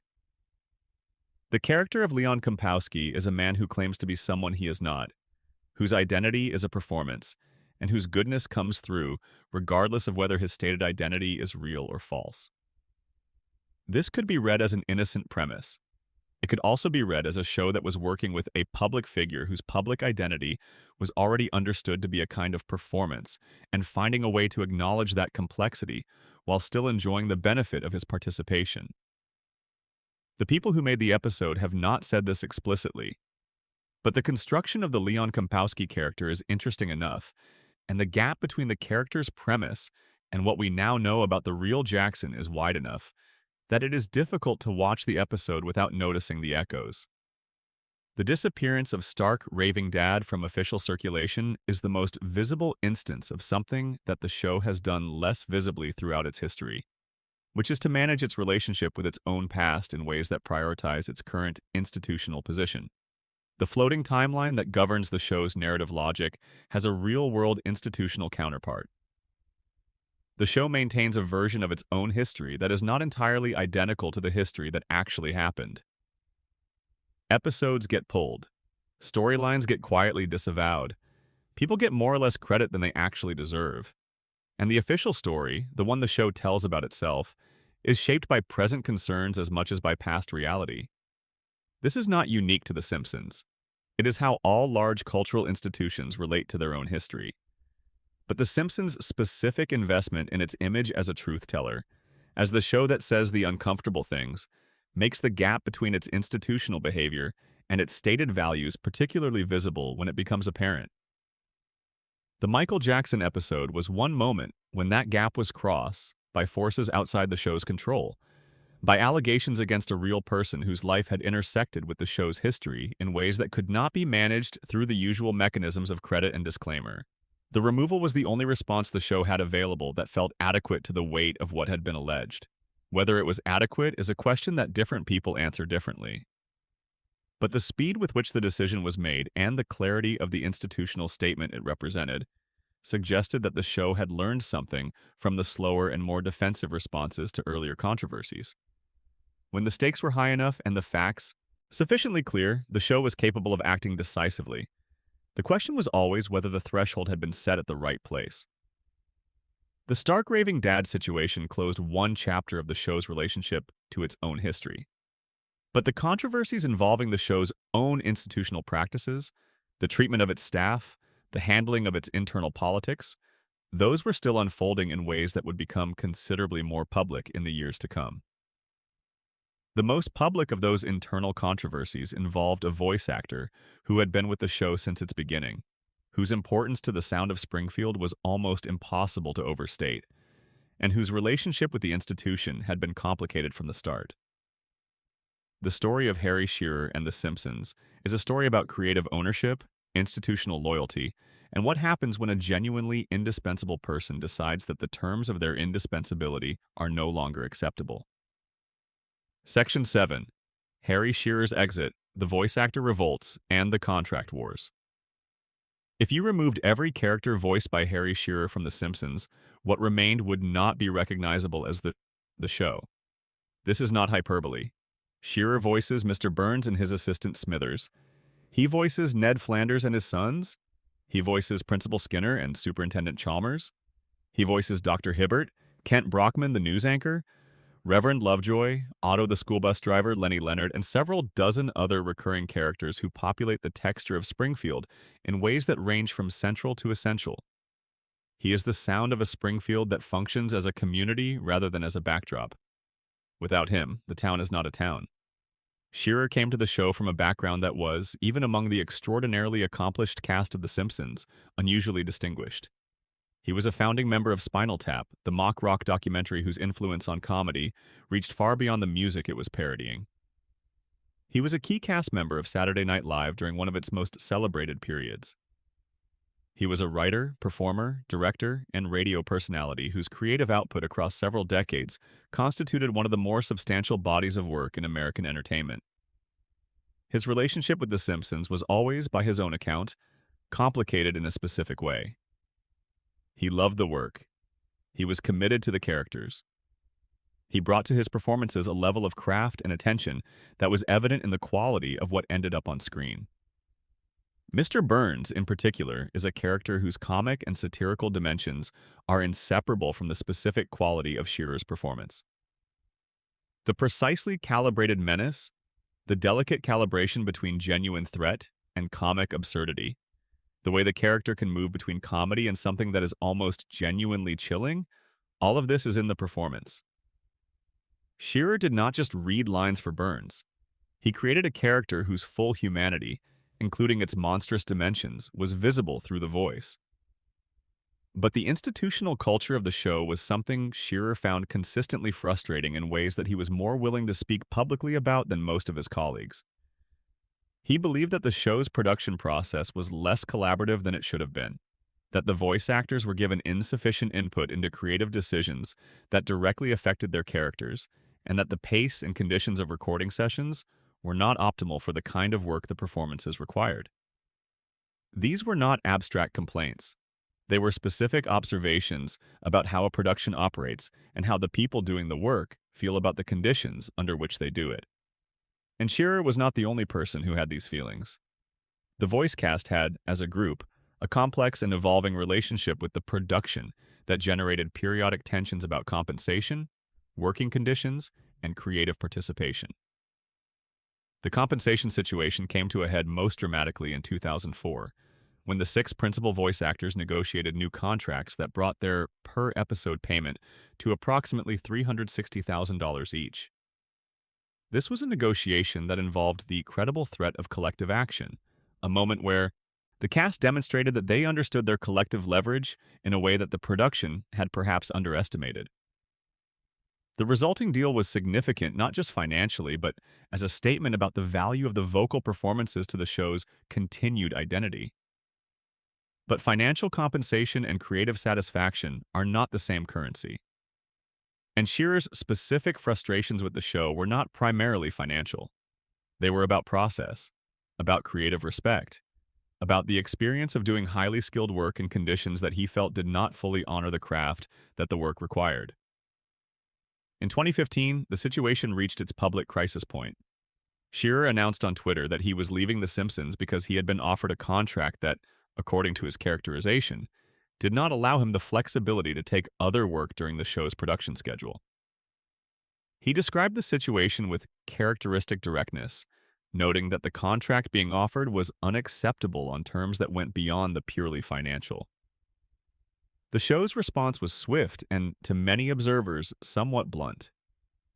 Fox and the production issued statements indicating that they were prepared to continue without Shearer, and that the characters he voiced could be recast. This was technically true, but the implications of recasting characters who had been voiced by the same performer for 25 years Characters whose specific vocal identity was as integral to their existence as any visual characteristic were significant enough that the statement raised eyebrows across the industry. The public debate that followed Shearer's announcement was unusually direct and unusually revealing about the internal dynamics of the show. Cast members and producers made statements. Fan response was strong and predominantly in Shearer's favor, largely because the specific characters Shearer voiced were so central to the show's identity that the idea of hearing them voiced by anyone else was difficult to process. The dispute was resolved in a way that brought Shearer back to the show under terms that were presumably acceptable to both parties, though the specific details of what changed between the original offer and the eventual agreement were never fully public. Shearer returned. Burns and Flanders and Skinner and all the others were still his. The show continued, but the public nature of the dispute had revealed something about the show's institutional culture that tended to be hidden behind its polished, creative product. The relationship between the people who did the work and the institution that organized and sold it was not an easy one. It was a relationship shaped by genuine creative passion, genuine institutional self-interest, and the specific leverage dynamics that governed high-stakes negotiations in the entertainment and media industry. Shearer's willingness to speak publicly about his frustrations before and during the contract dispute was unusual in the context of a show that had generally maintained a more closed institutional culture. Most of the show's internal conflicts had been negotiated privately, with public statements crafted to minimize the visibility of the underlying tension. Shearer's public comments broke that pattern and made visible dynamics that the institution would have preferred to keep internal. The Principal and the Pauper episode, which we will discuss in some detail in the next section, is particularly interesting in the context of Shearer's relationship with the show, because it involved one of his primary characters, Skinner, being subjected to a storyline that Shearer publicly criticized as damaging to the character.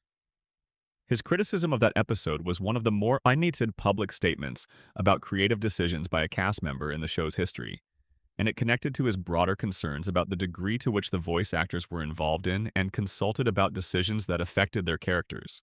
The voice actor contract situations at The Simpsons were, in the broader context of American entertainment labor, significant as early examples of the collective leverage that performers in non-traditional categories could exercise when they recognized and organized around their collective indispensability. The 2004 deal was a landmark moment in the history of voice acting compensation. The 2015 Shearer situation was a more individual manifestation of the same underlying dynamic. A single performer demonstrating that their contribution to a major franchise was specific and not easily replicated, and using that demonstration as leverage in a dispute about the terms of their continued participation. Both situations reflected something true about the economics of long-running creative franchises. The institutional impulse is always to treat the people doing the work as interchangeable, to maintain the fiction that the work could be done by others at the same quality level if necessary. The people doing the work know that this fiction is only partially true, and in cases where the work is truly extraordinary and truly specific to the individual doing it, the gap between the institutional fiction and the reality of the creative product can become a source of genuine leverage. The Simpsons voice cast was, collectively and individually, one of the most extraordinary ensembles in the history of television performance. The quality of what they did was not separable from who they were. And the moments when that truth was most visible were, inevitably, the moments of conflict when the institution tested whether it was really true. Those tests generated controversies that were, in their specifics, about contracts and compensation and working conditions. But they were also about something more fundamental, which was the question of who The Simpsons belonged to. The institution, which organized and funded and distributed it. The creators who conceived it and built its foundational elements. The writers who gave it its voice across decades. The performers who gave those words their sonic identity and brought the characters into full existence. Or the audience, which gave it its cultural meaning and kept it alive through its attention and its love. The answer is all of them, in ways that are genuinely complicated and that do not resolve into any clean hierarchy. But the institutional tendency is always to claim more ownership than the reality of collaborative creation justifies, And the controversies that resulted from that tendency are part of the honest story of what the show was and how it operated. Harry Shearer stayed. The show continued. Burns still glowers from his office above Springfield. Flanders still says diddly. Skinner still lives in fear of his mother and his superintendent. And the voice that gives them all their life is still Shearer's, performing the same characters he has been performing since 1989 with a craft and a commitment that does not diminish with time. Whatever the difficulties of the institutional relationship, the work has always been, by any measure, extraordinary. The internal conflicts and the contract wars of the show's history are one dimension of its scandal record. But the most culturally visible controversies, the ones that generated the most sustained public debate and the most serious questions about the show's values and responsibilities, were not primarily about institutional dynamics. They were about content, about what the show was saying and showing, and about the gap between its stated values and specific creative decisions it had made. The most sustained of those content controversies involved a single episode that the show's own cast and creative staff criticized publicly. It became the most discussed example of the show's relationship to its own creative integrity. And it raises questions about artistic responsibility that do not have easy answers.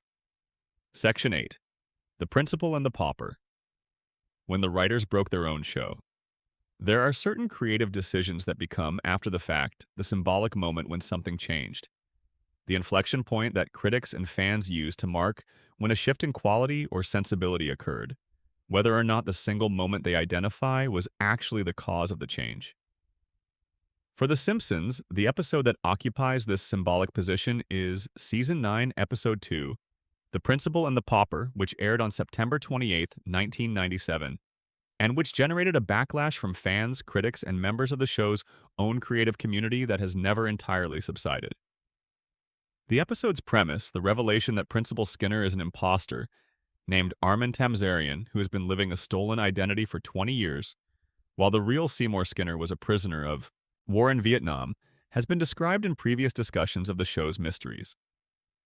What we have not fully explored is the specific nature of the creative controversy the episode generated within the show itself, and what that controversy reveals about the show's relationship to its own standards of craft and continuity. Harry Shearer, who voices Skinner and who has maintained deep creative investment in the character across decades of performance, was publicly critical of the episode. In interviews conducted after the episode aired, he described it as a creative mistake that damaged a character he cared about deeply. His criticism was precise and specific. The Skinner storyline, as Shearer understood it, was built on the premise that this man's specific history, his relationship with his mother, his Vietnam service, his dynamic with Bart, his frustrations with the educational system he was charged with running, all of this was coherent and consistent and formed the emotional architecture of a character who had genuine depth. The revelation that all of this history was fabricated, that the person the audience had known for 8 seasons was not who he claimed to be, did not complicate the character in an interesting way. It invalidated him. This distinction between complication and invalidation is important, and Shearer's articulation of it was more precise than most of the fan criticism the episode received. Complicating a character means revealing new dimensions that interact with what we already know, deepening the portrait. Invalidating a character means retroactively removing the foundation on which everything we knew about them was built, leaving nothing coherent in its place. The writers of the episode, Ken Keeler, who was one of the room's most gifted writers, have offered their own explanation of what they were trying to do, and it is more interesting than its critics have always credited. Keeler argued that the episode was a deliberate subversion, a commentary on the nature of character continuity in long-running television shows, an acknowledgement that the consistency audiences demand of fictional characters is itself a kind of fiction, and that calling that fiction out was a legitimate creative act. There is something in this defense. The Principal and the Pauper is the episode that most explicitly engages with the meta-question of how The Simpsons maintains its impossible continuity, and the town's collective decision to vote to sustain the lie about Tamzarian's identity is, as we explored in the mysteries discussion, a remarkably clear-eyed piece of self-commentary. Springfield votes to pretend the uncomfortable truth never happened. So does the show. The episode was honest about the mechanism, even if the honesty made the mechanism more visible and therefore more unsettling. But critical defenders of the episode often extend too much credit to the intentionality of the subversion. The episode works as meta-commentary on animated continuity, but it fails as an episode of The Simpsons because it damages something real in the process of making its theoretical point. The audiences who loved Skinner did not love an idea. They loved a specific person with a specific history, and the episode took that history away from them without giving them anything comparably meaningful in return. The controversy the episode generated was unusually sharp in part because the episode appeared at a specific moment in the show's history. Season 9 was when a significant portion of the show's most attentive fans began to feel that the show's relationship to its own creative standards was changing. The transition was not abrupt, and the early episodes of Season 9 contained enough strong work that the change was not yet clearly visible. But the principal and the pauper crystallized a feeling that had been building. The specific feeling was this. The show was starting to treat its own history and its own characters with a degree of carelessness that the Golden Age seasons had never permitted. The reset button, always present in the show's format, was being pushed more aggressively. The consequences of major narrative events were being discarded more readily. The emotional logic that had always given the show's comedy its weight was being substituted with cleverness and referential sophistication, which were real virtues but which could not fully replace what they were substituting for. The principal and the pauper was not the only evidence for this view, but it was the most visible and most discussed evidence because it involved a character who was important to many viewers in ways that went beyond the purely comedic. Skinner was a figure of genuine pathos in the Golden Age episodes, a man trapped between the ambitions he had abandoned when he returned from Vietnam and the diminished life he had constructed in their place. The relationship between that trapped potential and his specific institutional context, the school, the mother, the bureaucratic absurdity of his professional life, was one of the show's quietly brilliant ongoing character studies. The revelation that it was all built on a lie did not enrich that pathos. It emptied it. The episode also generated a specific controversy about the show's treatment of its own audience, a controversy that was somewhat distinct from the purely creative discussion. The principal and the pauper's ending, in which the entire situation was resolved by legal fiat, and the judge's decree that Tamzarian was henceforth to be considered the real Skinner, was widely perceived as the show telling its audience that their investment in the characters and their history did not merit serious engagement. The shrug of the ending, the casual erasure of the revelation, and the restoration of the status quo felt to many viewers like the show dismissing the concerns the episode itself had raised. This reading may have been too harsh.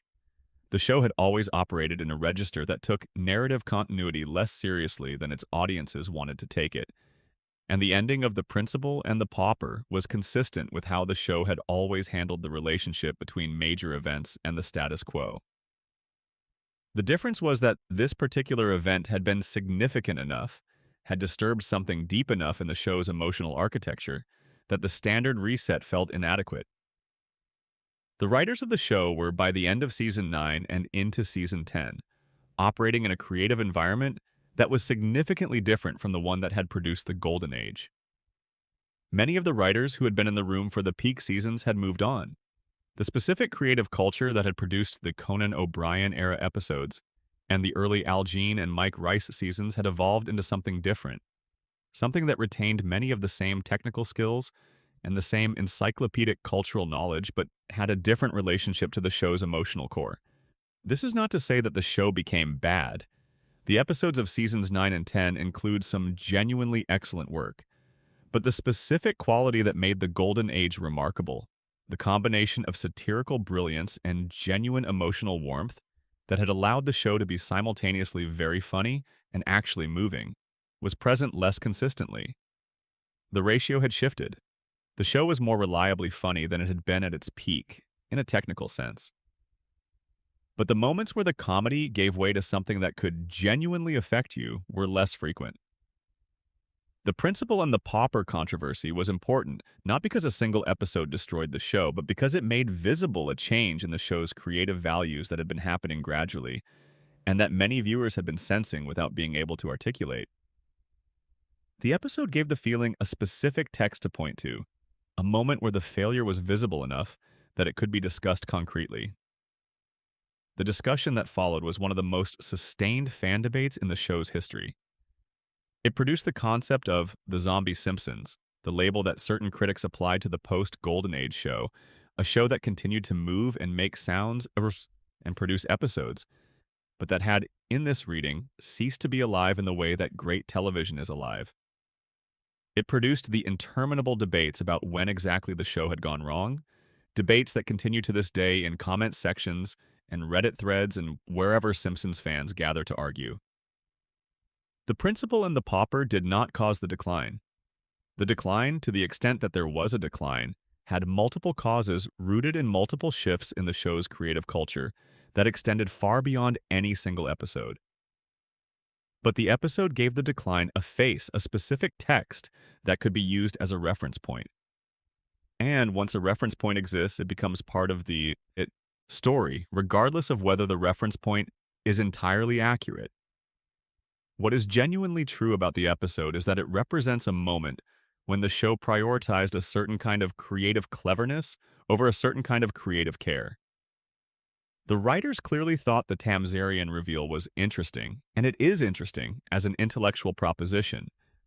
But the care that the Golden Age writers had always brought to their use of the characters, the respect for the emotional investments the audience had made, the understanding that comedy is more powerful when it is grounded in something real, that care was not fully present in the principal and the pauper in the way it needed to be for the episode to work.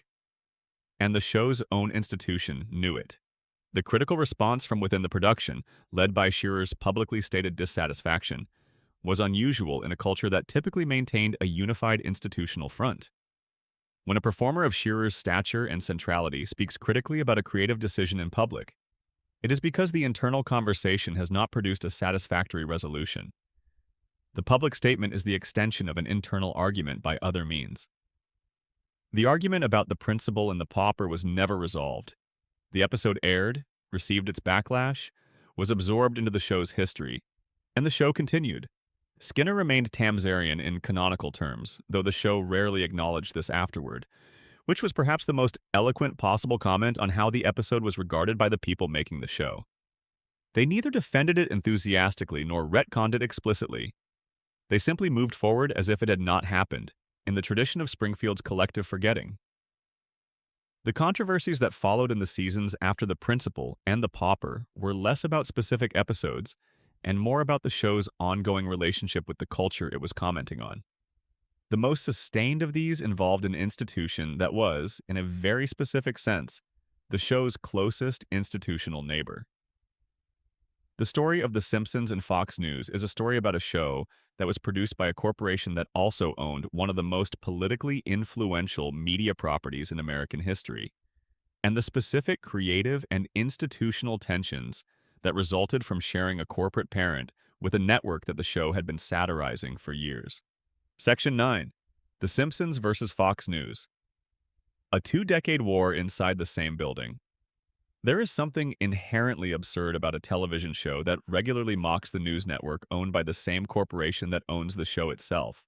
And The Simpsons has been doing exactly this for more than 20 years, with a consistency and a specificity that makes the situation less like a corporate oversight and more like an institutional joke that everyone involved has quietly agreed to allow. Rupert Murdoch's News Corporation, which later became 21st Century Fox and subsequently was partially absorbed into Disney, owned both Fox Broadcasting Company, which airs The Simpsons, and Fox News, the cable news network launched in 1996. The two properties existed within the same corporate structure, shared certain administrative and financial infrastructures, and were in every institutional sense part of the same organization. They were also, in their expressed values and their relationship to political power, as different as two properties owned by the same person can be. The Simpsons had always been a politically engaged show. Its satire was not partisan in the sense of advocating for a specific party, but it had a consistent set of values that were skeptical of concentrated power, critical of plutocracy, suspicious of media manipulation, and committed to a kind of working-class populism that put it instinctively on the side of the Homer Simpsons of the world against the Mr. Burnses. These values made Fox News, with its institutional support for corporate interests, its close relationship with Republican political power, and its documented history of presenting opinion as news in ways that its critics found systematically misleading, an obvious satirical target. The first explicit shot across the bow came in a 2003 episode titled Mr. Spritz Goes to Washington, in which Krusty the Clown runs for Congress as a Republican, and the episode depicts Fox News as a right-wing propaganda operation whose news ticker scrolls content that ranges from misleading to factually false. The sequence was brief, specific, and cutting. The ticker items included references to Fox News's institutional biases in ways that were specific enough to be undeniable as parody of the real network, rather than a generic fictional news operation. Fox News's response was to threaten legal action. The threat was not pursued. The legal dynamics of a situation in which one property of a corporation sues another property of the same corporation for defamation would have been sufficiently absurd to generate more embarrassment than the original parody, and the lawyers involved apparently reached this conclusion before the threat became a formal proceeding. The incident established a dynamic that would persist for years. The Simpsons would take a shot at Fox News. Fox News would respond with varying degrees of irritation, ranging from public complaints to informal pressure through shared corporate channels to occasional legal threats. The Simpsons would continue. The dynamic would reset and repeat. The institutional geography of the situation was genuinely peculiar. The people making The Simpsons and the people running Fox News shared not just a corporate parent, but in some cases physical proximity. The corporate events, the institutional communications, the shared administrative structures that governed daily life inside large media corporations, all of these created a closeness between two properties whose expressed worldviews were in profound tension. The Simpsons writers were not subtle about what they thought of Fox News. The mockery became a recurring feature of the show, more consistent over certain seasons than almost any other satirical theme. Episodes included news ticker parodies, direct caricatures of Fox News personalities and programming, and broader satirical sequences that depicted a media landscape in which manufactured outrage and deliberate misinformation served the interests of corporate and political power. The show was not making an abstract argument. It was pointing at a specific institution and saying, with considerable specificity, what it thought that institution was doing and why. The more interesting question is why the corporate structure allowed this to continue for as long as it did. The answer involves the specific economics of late capitalism in a way that the show's own writing staff would have appreciated. The Simpsons was extraordinarily profitable. Its merchandise revenue, syndication fees, streaming rights, and international licensing made it one of the most financially valuable properties in Fox's catalog. Killing the show, or sufficiently pressuring its creative team to stop making fun of Fox News, would have been more costly in financial terms than whatever reputational damage the parodies were doing. There was also a more complex cultural dynamic at work. The Simpsons mocking Fox News actually served Fox Broadcasting's interest in a specific way, because it demonstrated that Fox as a network was not monolithic, that it was home to creative voices that challenged the most controversial property in its portfolio. This gave Fox Broadcasting a kind of cultural credibility with the audiences that The Simpsons attracted. Audiences that might otherwise have been reluctant to give their viewing hours to a Murdoch-owned property. In other words, The Simpsons making fun of Fox News was, from Fox Broadcasting's perspective, not entirely a liability. It was also an asset. And the people at Fox Broadcasting who were closest to the show understood this, even if the people at Fox News found it infuriating. The most public moment in the long-running tension between the two properties came in 2013, when Fox News anchor Chris Wallace appeared on the show, and the episode included a sequence in which Murdoch himself was depicted, a cameo that was characteristic of the show's treatment of real figures, using Murdoch's voice provided by Harry Shearer doing an impression rather than by Murdoch himself, and presenting him as a controlling, plutocratic presence whose media empire served his own interests rather than those of the public. The sequence was, by the show's standards, relatively gentle. The Murdoch caricature was more affectionately mocking than genuinely cutting. But the fact that the show depicted its own corporate owner at all, and did so in a context that connected him to the institutional critique of Fox News the show had been making for a decade, was a statement that did not go unnoticed. The two-decade war between The Simpsons and Fox News is, in retrospect, one of the more unusual cultural relationships in the history of American media. A major entertainment property sustained a consistent and specific satirical critique of another major media property within the same corporate family.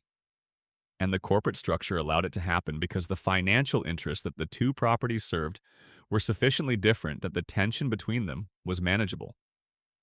The show's satire of Fox News was not, by itself, capable of changing the cultural conversation about the network or about the media landscape. Fox News remained powerful, remained influential, remained a dominant force in American political media. The Simpsons episodes that mocked it were funny and smart and occasionally very pointed, but satire has limits. And one of those limits is that being effectively mocked does not, by itself, change the thing being mocked. What the long-running Fox News satire does reveal about The Simpsons is something about the show's understanding of its own position in the media landscape. The writers knew that they were working inside a corporate structure that also contained Fox News. They knew that the financial interests that sustained the show were connected through chains of corporate ownership to the same economic system that sustained Fox News. And they kept making fun of it anyway, not because they believed the jokes would change anything, but because making the jokes was what they were for. This is, in a specific sense, the show's most honest moment. The Simpsons, in its satire of Fox News, was acknowledging its own position inside a system it was simultaneously criticizing. It was not claiming to be outside the machine, it was claiming to be inside it, making noise, pointing at the gears, even while the machine continued to run. The show was always at its most self-aware doing something like this. It was always a product of consumer culture that was critical of consumer culture, a corporate property that satirized corporate power, a mainstream entertainment that challenged the assumptions of mainstream entertainment. The Fox News situation was just the most visible and most sustained instance of this fundamental tension. And the show's willingness to maintain that tension, even inside a corporate structure that had every institutional incentive to make the satire stop, is one of the more genuinely interesting things about the show's long history. The wars that The Simpsons fought inside its own corporate family were, in most respects, wars it won. Not because it changed the institutions it was fighting, but because it remained standing. It kept going. It kept making the jokes. It kept pointing at the gears. And the machine, for its own reasons, kept letting it. But the most painful fights the show has ever been involved in were not institutional or political. They were personal. They involved real people whose lives intersected with the show in ways that were marked by genuine tragedy. The most devastating of these was not a controversy about the show's content, or its creative decisions, or its institutional politics. It was a story about grief, about violence, and about the shadow that a real-world tragedy cast over the fictional world of Springfield in ways that were never entirely resolved. The death of Phil Hartman changed The Simpsons in ways that are still visible in the show today. And the story of how it happened and what the show did with it afterward is one of the quietest and most human chapters in the history of an often very loud institution. Section 10. The death of Phil Hartman and the shadow over Springfield. Phil Hartman arrived on The Simpsons in 1991 and quickly became something that recurring guest performers rarely become on long-running television shows. He became essential. Not in the way that the main cast was essential, obviously, since Hartman was a guest performer rather than a regular, but in a more specific and in some ways more interesting way. He became the voice of a specific comedic sensibility that the show found genuinely useful, a quality of performative confidence and knowing self-parody that was uniquely his. The character most closely associated with Hartman is Troy McClure, the fated B-movie actor whose recurring appearances in Springfield were announced by his self-introduction. "Hi, I'm Troy McClure. You may remember me from such films as..." followed by a list of absurd fictional titles. The joke, repeated across dozens of appearances, never got old because Hartman's delivery never lost its precision. The combination of total sincerity in the performance with total awareness in the writing, the character was presenting himself with complete seriousness, while the show was clearly aware that everything about him was a comic creation, required the performer to hold two registers simultaneously in a way that most actors cannot manage. Hartman managed it effortlessly. His Troy McClure had a specific kind of dignity, the dignity of a man who knows his best days are behind him, but has decided to face that knowledge with a smile and a handshake and the unwavering conviction that his next project was going to be the one that brought him back. There was genuine pathos underneath the parody, and Hartman's performance was the reason it was visible. He also voiced Lionel Hutz, the incompetent attorney whose appearances in Springfield legal matters were a recurring source of comedy in the show's earlier seasons. Hutz was a different kind of character from McClure, more purely comic, less encrusted with the specific sadness that made McClure interesting. But Hartman's performance gave him the same quality of unearned self-confidence that he brought to McClure, and the character became one of the show's most reliably funny recurring figures. Hartman's work on The Simpsons was concurrent with his work on Saturday Night Live, where he was one of the anchor performers during a strong period in the show's history, and with his work on News Radio, the NBC workplace comedy that was one of the genuinely excellent sitcoms of the 1990s. He was, by the middle of the decade, one of the most versatile and consistently excellent comedy performers in American television. His voice work on The Simpsons, in particular, demonstrated a range and a precision that his SNL work sometimes obscured because the SNL format rewarded a different kind of showmanship. On May 28, 1998, Phil Hartman was shot and killed in his home in Encino, California. He was 49 years old. His wife, Bryn Hartman, shot him while he slept, and then, several hours later, took her own life. The couple's two children were in the house at the time. The deaths were the subject of extensive media coverage and public grief. Hartman was enormously well-liked within the entertainment community, known by colleagues across television and film as one of the most generous and professional people working in the medium. The shock of his death was compounded by its circumstances and by the awareness that the violence had occurred within his family. The impact on The Simpsons was immediate and permanent. Troy McClure and Lionel Hutz simply disappeared from the show. The writers chose not to recast the characters. They would not be heard again, voiced by anyone else in anything more than the most incidental of ways. The specific comedic presence that Hartman had brought to them was treated as irreplaceable, and the show honored that irreplaceability by letting the characters rest rather than attempting to continue them with a different voice. This decision was, in the context of how the entertainment industry usually handles the deaths of performers mid-production, remarkable in its completeness. Characters in major franchises are recast. The franchise is considered more important than any individual's contribution to it, and the commercial logic of continuing to use established characters typically overrides the sentimental argument for leaving them alone. The Simpsons made the opposite choice and maintained it. Troy McClure had 3 appearances after Hartman's death, all of which used archive audio of Hartman's existing recordings rather than a new performance, and none of which featured the character as a meaningful narrative presence. Then he was gone. The affection and the grief that the show's creative community felt for Hartman was visible in the tributes that followed his death and in the ways that various people associated with the show spoke about him in the years afterward. Writers recalled the specific quality of working with him, the way he took the material they had written and returned it to them transformed, funnier and richer, and somehow more true than what they had originally intended. Performers who had worked alongside him on the show or in other contexts spoke about a quality of professional generosity that was not universal in the industry. The absence of Troy McClure and Lionel Hutz from The Simpsons after 1998 is one of the quieter pieces of evidence for the claim that the show's post-Golden Age seasons had lost something that the Golden Age possessed. This is not a fair argument in the sense that Hartman's death was not something the show could have prevented or absorbed without consequence. But the specific comedic textures that those characters provided were not replaced by other recurring characters of equivalent quality. The Springfield that existed after Hartman's death was, in that specific dimension, a slightly thinner world. The show processed Hartman's death in the way that The Simpsons processes most things, obliquely and over time embedding the grief in the fabric of the production, rather than addressing it in a specific episode or a specific moment. There was no tribute episode. There was no on-screen acknowledgement. The characters simply stopped appearing, and over time, their absence became part of the show's landscape in the way that all absences eventually become part of a landscape. This approach to grief was consistent with the show's general relationship to real-world tragedy. The Simpsons had always been a show that engaged with the emotional texture of ordinary human life while maintaining a formal distance from specific real-world events.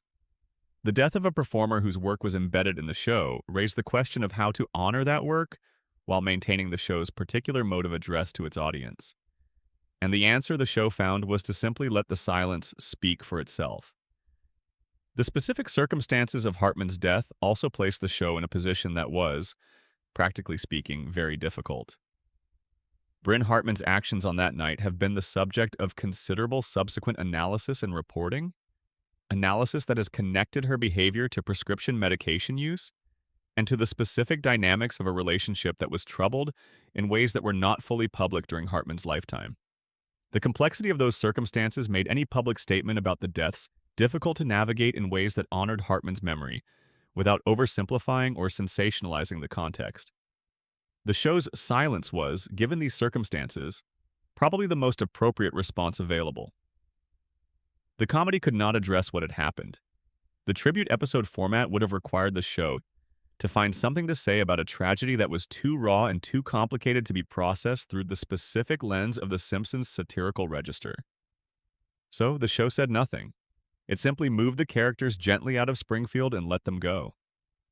In the history of American television, the disappearance of Troy McClure and Lionel Hutz remains one of the more quietly moving examples of an institution choosing human decency over commercial calculation. The characters were valuable. They could have been recast. The decision not to recast them was a statement about what Phil Hartman meant to the people who had worked with him, made in the only language available to a show that had no other way to speak about it. The grief that the show's creative community felt was genuine and was visible in small ways in the work that followed. The specific quality of warmth that Hartman had brought to the show, the sense that underneath the comedy there were real human feelings being expressed with genuine care, was something the show tried to maintain in subsequent seasons. Whether it succeeded is debatable, but the trying was visible and the reason for the trying was not.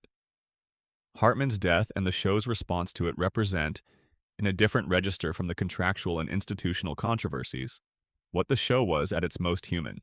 Institutions do not grieve, but the people inside institutions do, and sometimes those people have enough collective weight within the institution to make the institution's behavior reflect something other than purely commercial logic. The decision not to recast Troy McClure was not commercially rational. It was humanly rational. And the fact that the show made a humanly rational decision in that moment over a commercially rational one is worth recognizing as an element of the show's character that its more cynical critics have not always given it credit for. The shadows that Hartman's death cast over Springfield were long and permanent. They are still visible in the spaces where those voices used to be, in the scenes that call for a presence that is no longer there to fill them. His absence is part of the show's landscape now, and the landscape is quieter for it. The quietness is appropriate. It is, in its own way, a form of respect. The show could not say what it felt, so instead it said nothing and let the nothing speak. Section 11. The Gruning Allegations. The Creator's Dark Chapter. There are moments in the history of a cultural institution when the person most associated with that institution becomes the source of the institution's most difficult controversy. These moments are uniquely complex because they force the question of how to separate what an institution has produced from who has been most publicly identified with producing it. The story of Matt Groening's name appearing in documents connected to Jeffrey Epstein is one of those moments for The Simpsons, and it requires the same careful engagement with available evidence that the show itself has always brought to the subjects it examined. The basic factual record is this. In 2019, Virginia Roberts Giuffre filed a lawsuit against Ghislaine Maxwell, who had been identified as Jeffrey Epstein's associate and recruiter. In the course of that litigation, documents emerged that included references to various individuals who had allegedly been present at Epstein's properties or who had been connected to his social circle. Matt Groening's name appeared in those documents. Specifically, Giuffre alleged in deposition testimony that she had been asked to give Groening a foot massage at Epstein's private plane, and that Groening had been present in a context connected to Epstein's orbit. Groening's representatives issued a denial. The denial was phrased carefully and addressed the specific allegation of the foot massage in particular.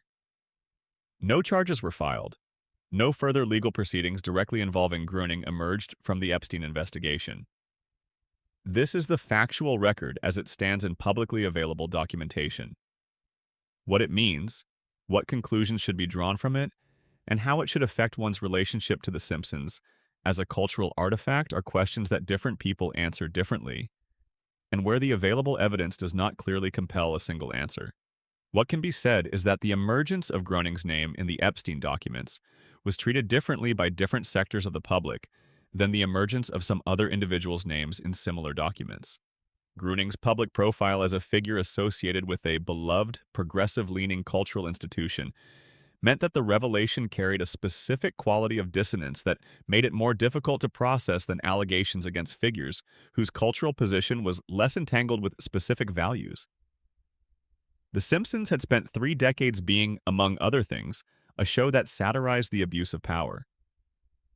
Mr. Burns, who manipulates the people dependent on him, who maintains his position through wealth and institutional connections that protect him from accountability, is one of the most sustained caricatures of predatory power in American entertainment. The show had pointed at these dynamics with clarity and consistency for 35 years.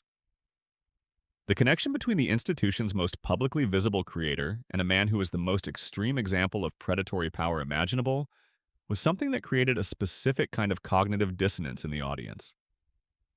The show's creative community was largely silent in public about the allegations regarding its creator. This silence was consistent with the general industry practice of not making public statements about the personal conduct of colleagues, particularly when those statements could have legal implications. But the silence was also noticeable in the context of an institution that had never previously been reluctant to address uncomfortable truths loudly and publicly. The specific question of what Groening's level of connection to Epstein actually was, and what that connection meant, cannot be answered with confidence from publicly available information.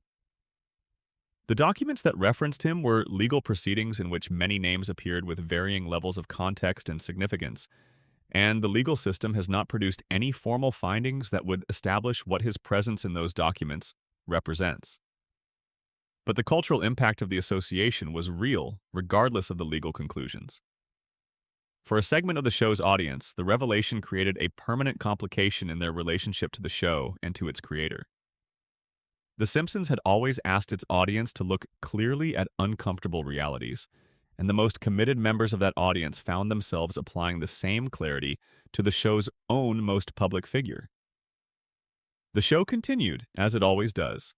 Groening's public profile remained associated with the show, though his day-to-day creative involvement in The Simpsons had been limited for years by the demands of his other major project, the animated series Futurama, and subsequently by the Netflix animated series Disenchantment.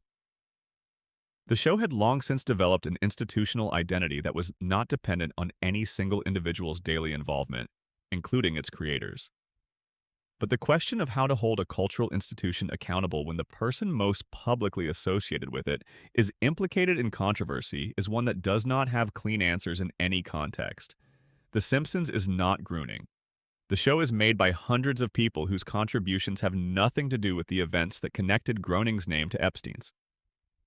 The writers, the animators, the voice actors, the editors, the producers who have given decades of their professional lives to the show have produced work that stands on its own terms and deserves to be engaged with on those terms. But institutions are not entirely separable from the people who created them, particularly in their early, formative periods when the creator's vision is most directly determinative of what the institution becomes. The Simpsons of 2024 is a different creative entity from The Simpsons of 1993, and Groening's direct creative influence has diminished substantially over those decades. But the foundational choices he made, the characters he created, the satirical impulse he brought to the original concept, these are still present in the show's DNA, and his name is still on the credits. How much weight the Epstein connection should carry in a viewer's assessment of the show and its creator is ultimately a personal determination that each viewer has to make for themselves. The evidence available does not compel a specific conclusion about the nature or extent of Groening's connection to Epstein's activities beyond his presence in documents connected to the legal proceedings around Maxwell. What it does compel is an acknowledgement that the connection exists, that it is public record, and that the show's relationship to its own stated values of clarity and accountability applies to its creator as much as to the institutions it has spent decades satirizing. The Simpsons has always been most honest when it turned its eye inward. The show's recurring self-referential moments, its willingness to acknowledge its own commercial constraints, its occasional explicit commentary on its own creative failures. These are among the most genuinely interesting things about it. The same honesty, directed toward the full complexity of its own history, including the uncomfortable parts, is what the show's own satirical standards would demand. The question of how the show handles the legacy of its creator's complicated biography is one that the institution will continue to negotiate as long as the show continues to air.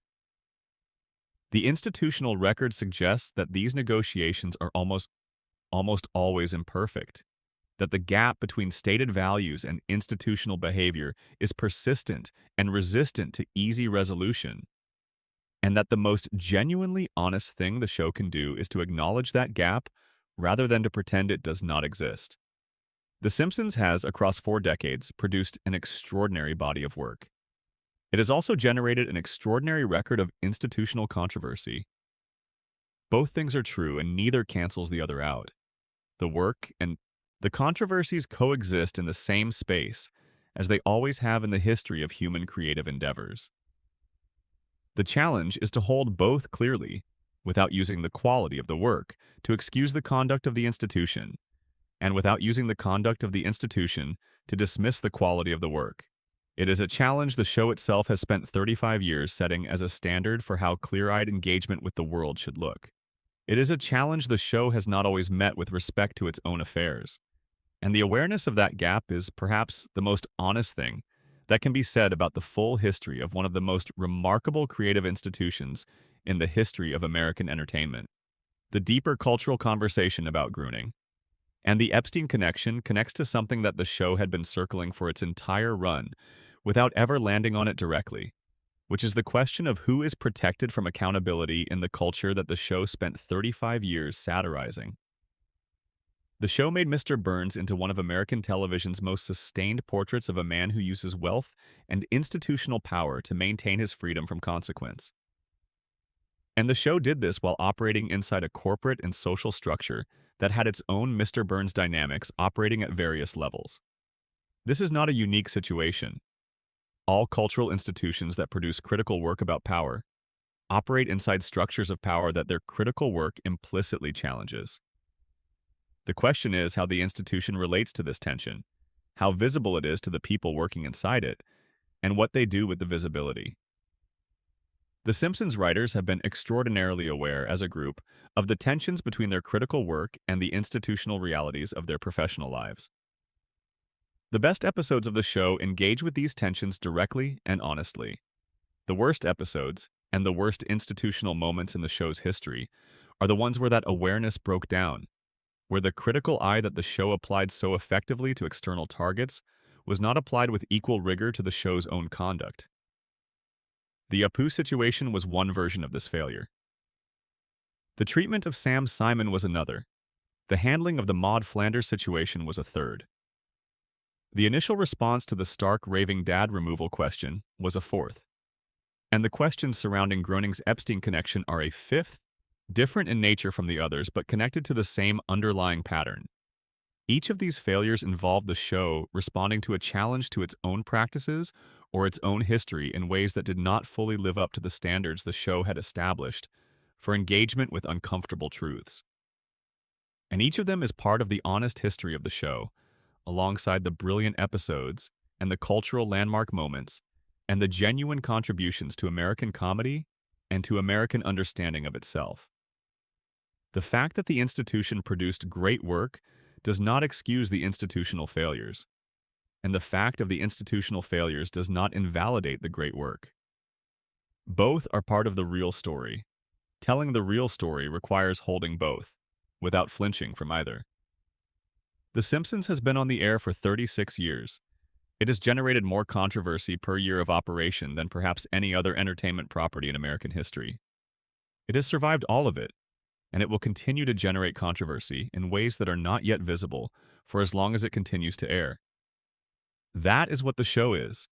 It is a machine for generating discomfort about American culture, including the discomfort of recognizing that the machine itself is part of American culture and not exempt from the analysis it conducts.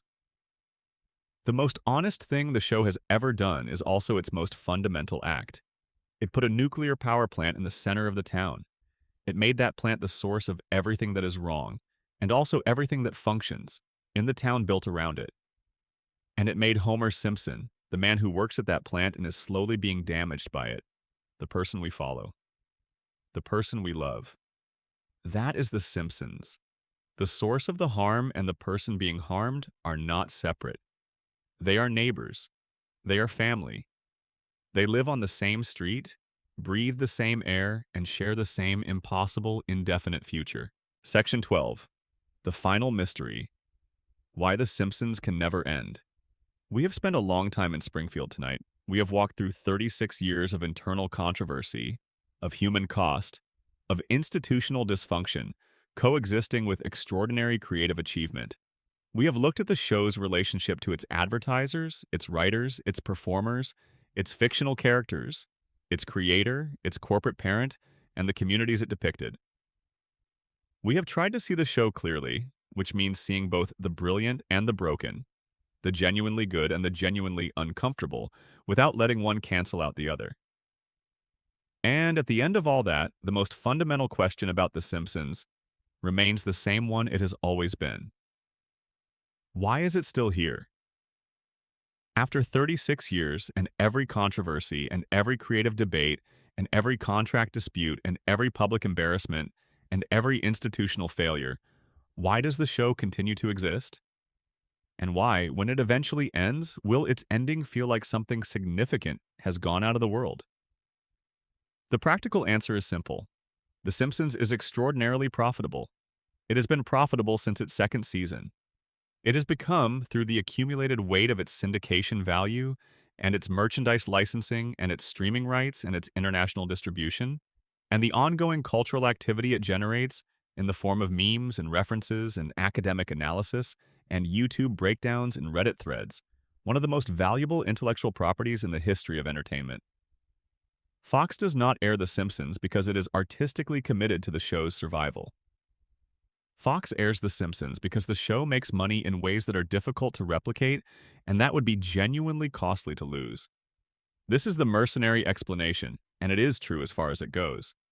But it does not go far enough, because The Simpsons has, at various points in its later history, been commercially viable in ways that did not require the show's original creative team or its original voice cast. A version of The Simpsons that was less careful about quality, less committed to the specific creative standards that the show's best work represents, would still generate syndication revenue. The profits do not require the excellence. They do not even require the original cast or the original creative infrastructure. And yet the show has maintained those things, at considerable expense, for far longer than pure commercial logic would require. This suggests that something other than pure commercial calculation is operating in the institutional decisions that have kept the show alive in its original form. Something that is harder to quantify, but that is real. The show has, across its history, served as a kind of institutional memory for American culture. It has been running long enough and been attentive enough to the texture of American life that its archive constitutes a record of the country's self-image during the decades of its operation that is difficult to find elsewhere in quite the same form. The Simpsons has been a mirror for American culture since 1989, and the mirror has been held up consistently enough and with enough clarity that it has become a reference point for understanding what the country thought it was during the period when the show was watching. This is not something the show's corporate owners necessarily intended or particularly wanted. It is something the show became through the accumulation of its own output over a long enough period of time. When a single creative institution produces nearly 800 pieces of work over 36 years, all addressed to the same satirical project of examining American culture from the inside, the accumulation starts to mean something beyond the individual pieces. It becomes a body of work in the fullest sense of the term. It has weight and continuity and a relationship to history that individual episodes do not possess. The ending of The Simpsons, when it eventually comes, will be the end of something that has been a continuous presence in American cultural life for longer than many of its current audience members have been alive. That is a genuinely significant thing, independent of whether any individual recent episode has been particularly good or whether the show's institutional conduct has always been admirable. The show's inability to end gracefully is itself part of its story. The floating timeline that keeps the characters frozen at the ages they were in 1989 is both a narrative device and a reflection of the institutional inability to imagine the show concluding. Endings require commitments. They require decisions about what the story meant, what its arc was, what the characters ultimately became. The Simpsons has deferred these decisions for 36 years, and deferring them has been both commercially rational and creatively cowardly, in exactly the way that the show has always depicted institutional behavior as being commercially rational and creatively cowardly. There have been discussions over the years about how The Simpsons should end, conversations among the show's writers and producers about what a satisfying conclusion would look like. The ideas that have circulated include several that would be genuinely moving and genuinely appropriate to the show's history. Bart growing up and having children of his own, Homer finally being recognized by Burns, not as a name, but as a person, Maggie speaking, Lisa leaving Springfield for the larger world the show has always suggested she is meant for. These endings exist as ideas, as conversations that have been had in writers' rooms and production meetings, as possibilities that the show knows how to reach for. It simply has never reached for them because reaching for them would mean committing to a conclusion that the institutional logic of the show is designed to prevent. The show will end eventually. Every show does. When it ends, it will probably be because the financial calculation finally changes, because the cost of maintaining the original cast at their current compensation levels outweighs the revenue the show generates, or because some combination of circumstances makes continuation impossible. It is unlikely to end because the creative team decided the story was complete. And this is the final piece of honesty about The Simpsons that the show's own history demands. The show has spent 36 years celebrating the resilience of the American family, the way the Simpsons keep coming back together despite every catastrophe, the way their love for each other persists through every dysfunction and every failure and every reset. It has made that resilience beautiful. It has made it funny. It has made it, in its best moments, genuinely affecting. But it has also depicted, quietly and persistently and across every season, the specific damage that is done by the refusal to change, by the endless recycling of the same patterns, by the institutional need to keep everything exactly as it was. Springfield cannot change because the institution cannot allow it to change.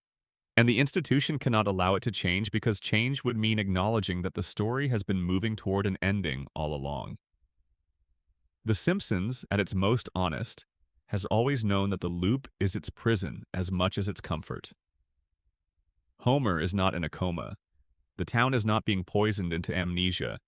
The characters do not age because the corporation that owns them will not allow them to age. That is the real answer, the least romantic and most accurate answer to the question of why nobody in Springfield gets older. And yet the show has produced, within that prison, some of the most genuinely moving and genuinely funny and genuinely insightful television that has ever been made.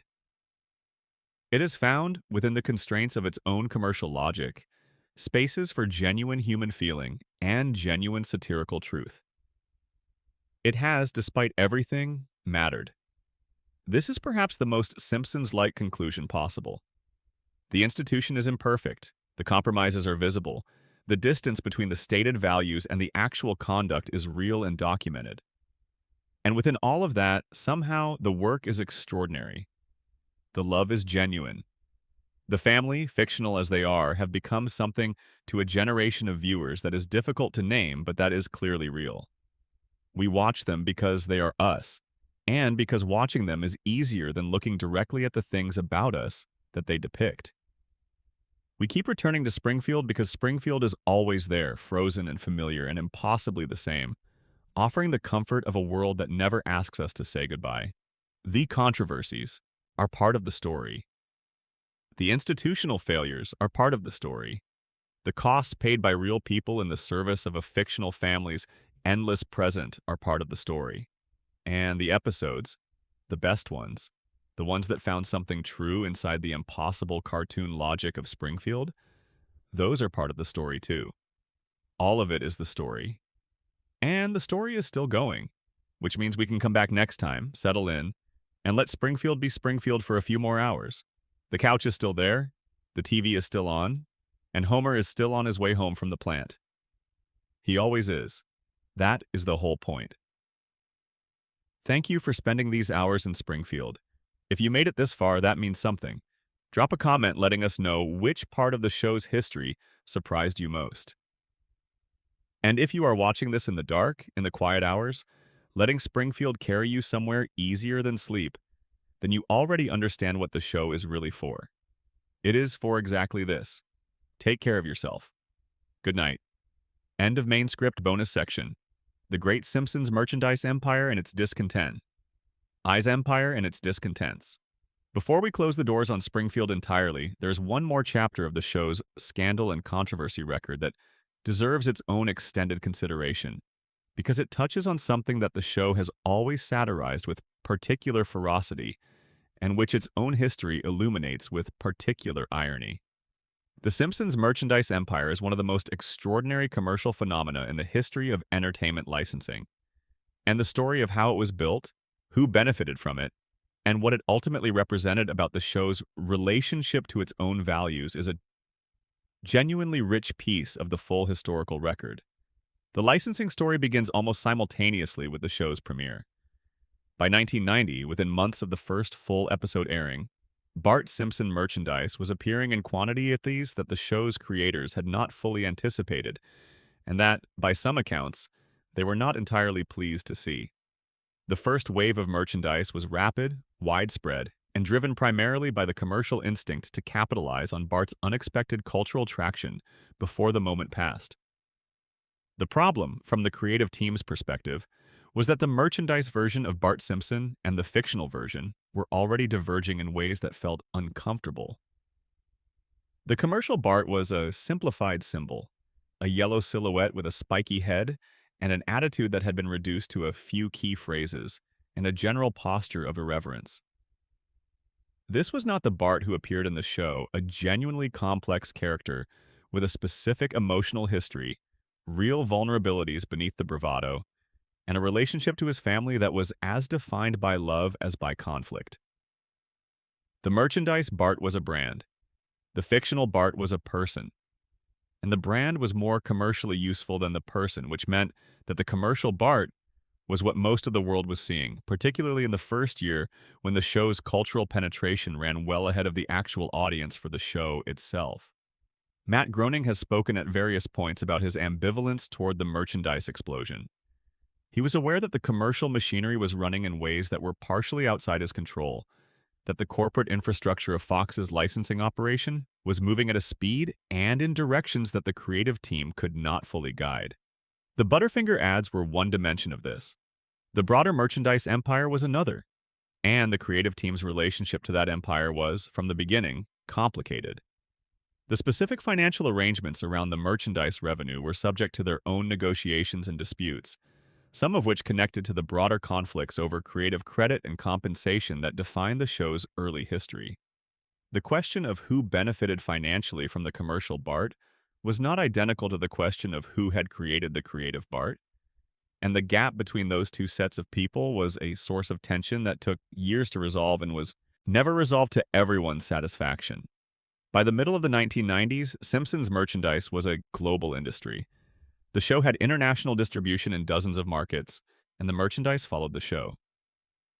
Bart Simpson was a globally recognized image in a way that very few animated characters from American television had achieved in that era. The yellow skin and spiky hair were visible in markets where the show itself had not yet reached significant viewership.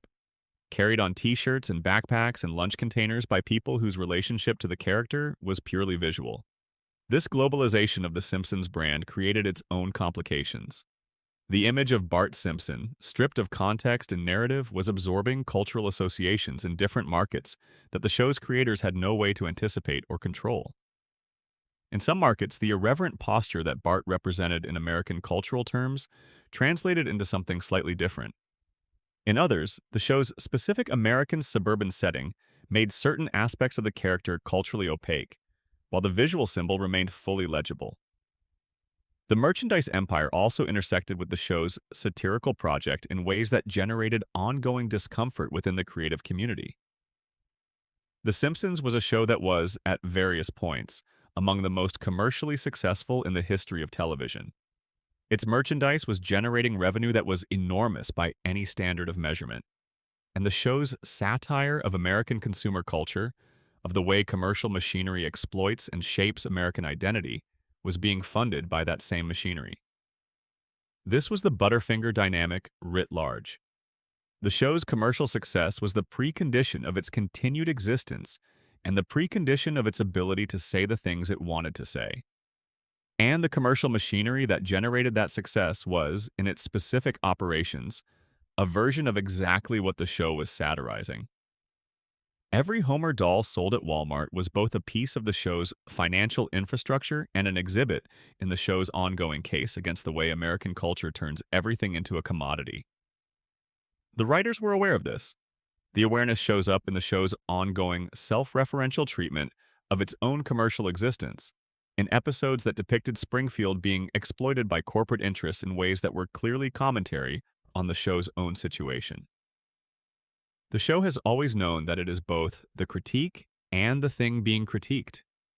It has rarely pretended otherwise, but knowing a thing and resolving a thing are different. The merchandise empire continued to grow. The commercial machinery continued to operate. And the show continued to produce episodes that examined the machinery's effects while being financed by the machinery's products. The irony was permanent and was never resolved because there was no resolution available that would have allowed the show to both exist and be free of complicity in its own commercial system.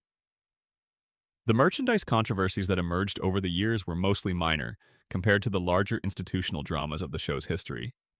There were situations involving unauthorized merchandise, disputes about quality control and brand integrity, the inevitable knockoffs and unauthorized versions that proliferate around any sufficiently popular cultural property. There were specific merchandise items that generated their own controversies, products that the creative team felt misrepresented the characters or the show's values. But the fundamental tension was never the specific merchandise items. The fundamental tension was structural. The show was a piece of commercial culture that was critical of commercial culture. Every additional unit of merchandise sold deepened that tension without resolving it. And the people making the show had to find a way to live inside that tension, while continuing to produce work that was honest about the world they were living in. They found a way. The work speaks for itself. But the tension never went away. It is still there in every Simpsons mug and every Homer figurine and every streaming subscription that carries the show's image in its catalog.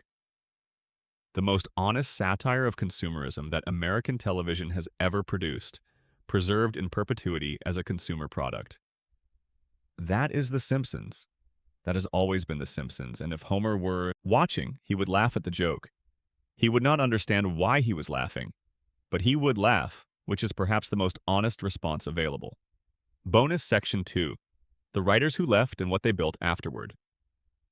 One of the most revealing dimensions of the Simpsons controversy record is not the controversies themselves, but the pattern of what the people involved in those controversies built afterward.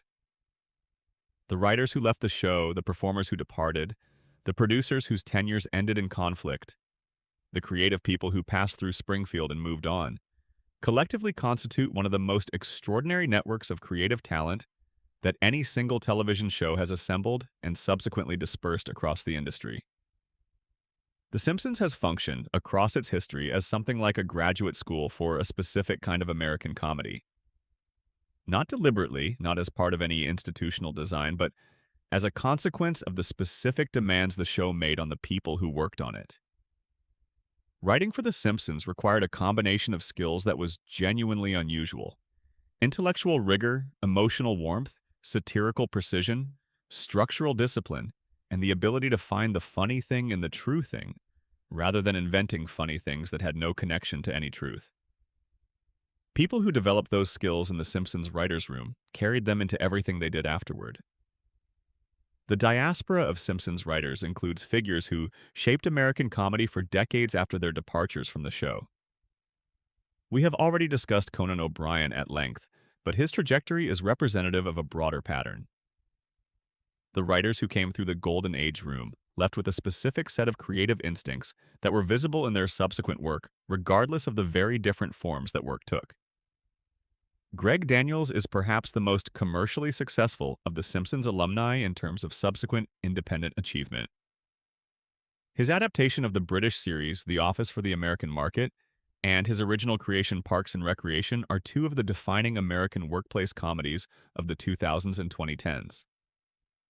The specific qualities that make those shows work, the careful grounding in observed institutional behavior, the warmth beneath the satire, the commitment to characters who are genuinely human rather than comic archetypes, are recognizable as evolved forms of the sensibility that Daniels developed in The Simpsons writers' room. Ken Keeler went on to become one of the core writers of Futurama, the show that Groening created after The Simpsons established his platform, and brought to that show the specific quality of comedy that could simultaneously be densely referential and intellectually complex and genuinely emotionally affecting. Futurama at its best has a quality that is recognizable as Simpsons adjacent, and the Simpsons writers who moved to that show carried the creative DNA with them. David Silverman, the director whose visual sensibility shaped the look of The Simpsons across its early seasons, brought that sensibility to the Simpsons movie and influenced a generation of American animation directors who learned their craft partly from his work. The performers who left under various circumstances, including some who left in conflict, went on to distinguished careers that were shaped in complex ways by their time on the show. The Simpsons was the institutional context in which many of its performers developed the specific skills and sensibilities that defined their subsequent work. The relationship between the difficult institutional conditions of the show and the creative excellence the show demanded is visible in how the people who survived those conditions operated afterward. John Swartzwelder, the reclusive genius of the writers' room, who eventually stopped coming into the office but continued submitting scripts from his diner, has in recent years begun publishing novels that display the same distinctive comic sensibility his Simpsons scripts contained. He has never given interviews. He has maintained the same hermetic distance from public life that characterized his later years with the show. But the work he produced for the show and the work he has produced since constitutes one of the most distinctive bodies of American comedy writing of the past 40 years. The writers who have spoken about the experience of working in the Simpsons room, including those who speak about it with complicated feelings, consistently identify it as formative in ways that went beyond the purely professional. The combination of creative intensity, institutional difficulty, and genuine excellence that the room demanded at its peak produced people who were marked by the experience in ways that showed up in everything they did afterward. This is not to romanticize the difficulties. The difficulties were real, the costs were real, and the people who paid the highest costs are not fully served by retrospective narratives that treat their suffering as the necessary friction of creative excellence. The Sam Simons of the show's history deserved better treatment than they received, and the creative excellence that emerged from difficult conditions does not retroactively justify those conditions. But the creative legacy is also real. The Simpsons produced more significant comedy writers than any other single show in American television history. The room that was built by Sam Simon and inhabited by Conan O'Brien and John Swartzwelder and Greg Daniels and Ken Keeler and the dozens of other writers who passed through it during the peak years was one of the most productive environments for comedy that the medium has ever created. The controversy and the difficulty were part of the same conditions that produced the excellence. They cannot be cleanly separated. What can be said is that the institution owed the people who did that work more than it gave them. In some cases, the financial terms were eventually made right, though sometimes too late and always at the cost of conflict. The cultural credit was less consistently distributed. The historical record is still in the process of being corrected as the accounts of the people who did the invisible essential work are gradually surfacing and being incorporated into the show's official history. The ongoing reassessment of who built The Simpsons and what they deserve for having built it is one of the more meaningful pieces of work that the show's long historical record has generated. It is work that matters beyond the specific institution of The Simpsons, because the questions it raises about creative credit and institutional memory are questions that apply to every collaborative creative enterprise that produces work that outlasts its original conditions. Who made the thing? What did they deserve for making it? Did they get it? And what does the institution owe the record even after the specific disputes have been settled and the specific people have moved on? The Simpsons has not always answered these questions well, but the questions are being asked and the asking matters. It is, in its own way, a form of the show's ongoing satirical project, applied to the show itself. The institution has spent 36 years pointing the camera outward, examining the world with clarity and with wit, and with a determination to see what was actually there rather than what was comfortable. Turning that same camera inward on the history of the institution and the people who built it and the costs that were paid in the process of building it is the work that the show's own standards demand. The show is still running. That means the work is still incomplete. And the work, as The Simpsons has always insisted, matters. Bonus Section 3. The Simpsons and Mental Health. The conversations the show started. There is a dimension of The Simpsons' cultural legacy that receives less attention than its political satire, or its comedy craftsmanship, or its records for longevity, but that may be, in terms of actual impact on actual people's lives, among its most significant contributions. The show has been, across its history, one of American television's most sustained and most humanizing treatments of mental health, emotional difficulty, and psychological suffering. Not in the clinical sense of public health campaigns or after-school specials, but in the more organic and more powerful sense of depicting what it actually feels like to be a person who is struggling. Homer's depression, which has been a recurring element of his characterization since the earliest seasons, is treated with more nuance and more honesty than the clinical literature of any public health communication campaign has typically managed. The show depicts the specific quality of Homer's emotional experience, not as a diagnosable condition that requires professional intervention, though that framing is sometimes present, but as a texture of daily life that is recognizable to anyone who has experienced it. The way hope and despair cycle through his experience without any clean narrative arc. The way the same routines that depress him are also the routines that sustain him. The way his relationship to his family is simultaneously the source of his greatest suffering and his most reliable comfort. Marge's anxiety, which has been a persistent element of her characterization through various storylines, has been depicted with a specificity that goes beyond the typical television treatment of female nervousness. The show has explored, through Marge, the specific quality of anxiety that comes from being the emotional manager of a household, the person responsible for holding everything together, and the cost that this management role exacts on the person performing it. Lisa's depression and intellectual isolation are among the most consistently and honestly depicted elements of the show's emotional landscape. The specific experience of being a highly intelligent person in an environment that does not value or understand intelligence, the loneliness of perceiving things that the people around you cannot see, the frustration of caring deeply about things that the world treats as unimportant. These are aspects of Lisa's inner life that the show has explored with genuine care and genuine respect for the complexity of the experience. And Ned Flanders, as we have discussed at length, represents one of the most honest depictions of the specific kind of psychological suffering that comes from the gap between internalized ideals and lived reality. The breakdown episode, when Ned finally snaps and says all the things his programming has prevented him from saying, is genuinely important as a piece of television because it depicts a kind of suffering that is rarely visible in popular culture and that is, for the people who experience it, deeply real. The show did not set out to be a mental health education program, but the cumulative effect of its honest engagement with the emotional lives of its characters has been significant for many viewers who have found in Springfield a vocabulary for experiences they did not previously have language for. The number of people who have recognized their own depression in Homer, their own anxiety in Marge, their own isolation in Lisa, and found something validating in that recognition is impossible to measure but is clearly real. This is part of the show's legacy that is easy to overlook in the context of the controversies and the institutional dramas and the creative debates.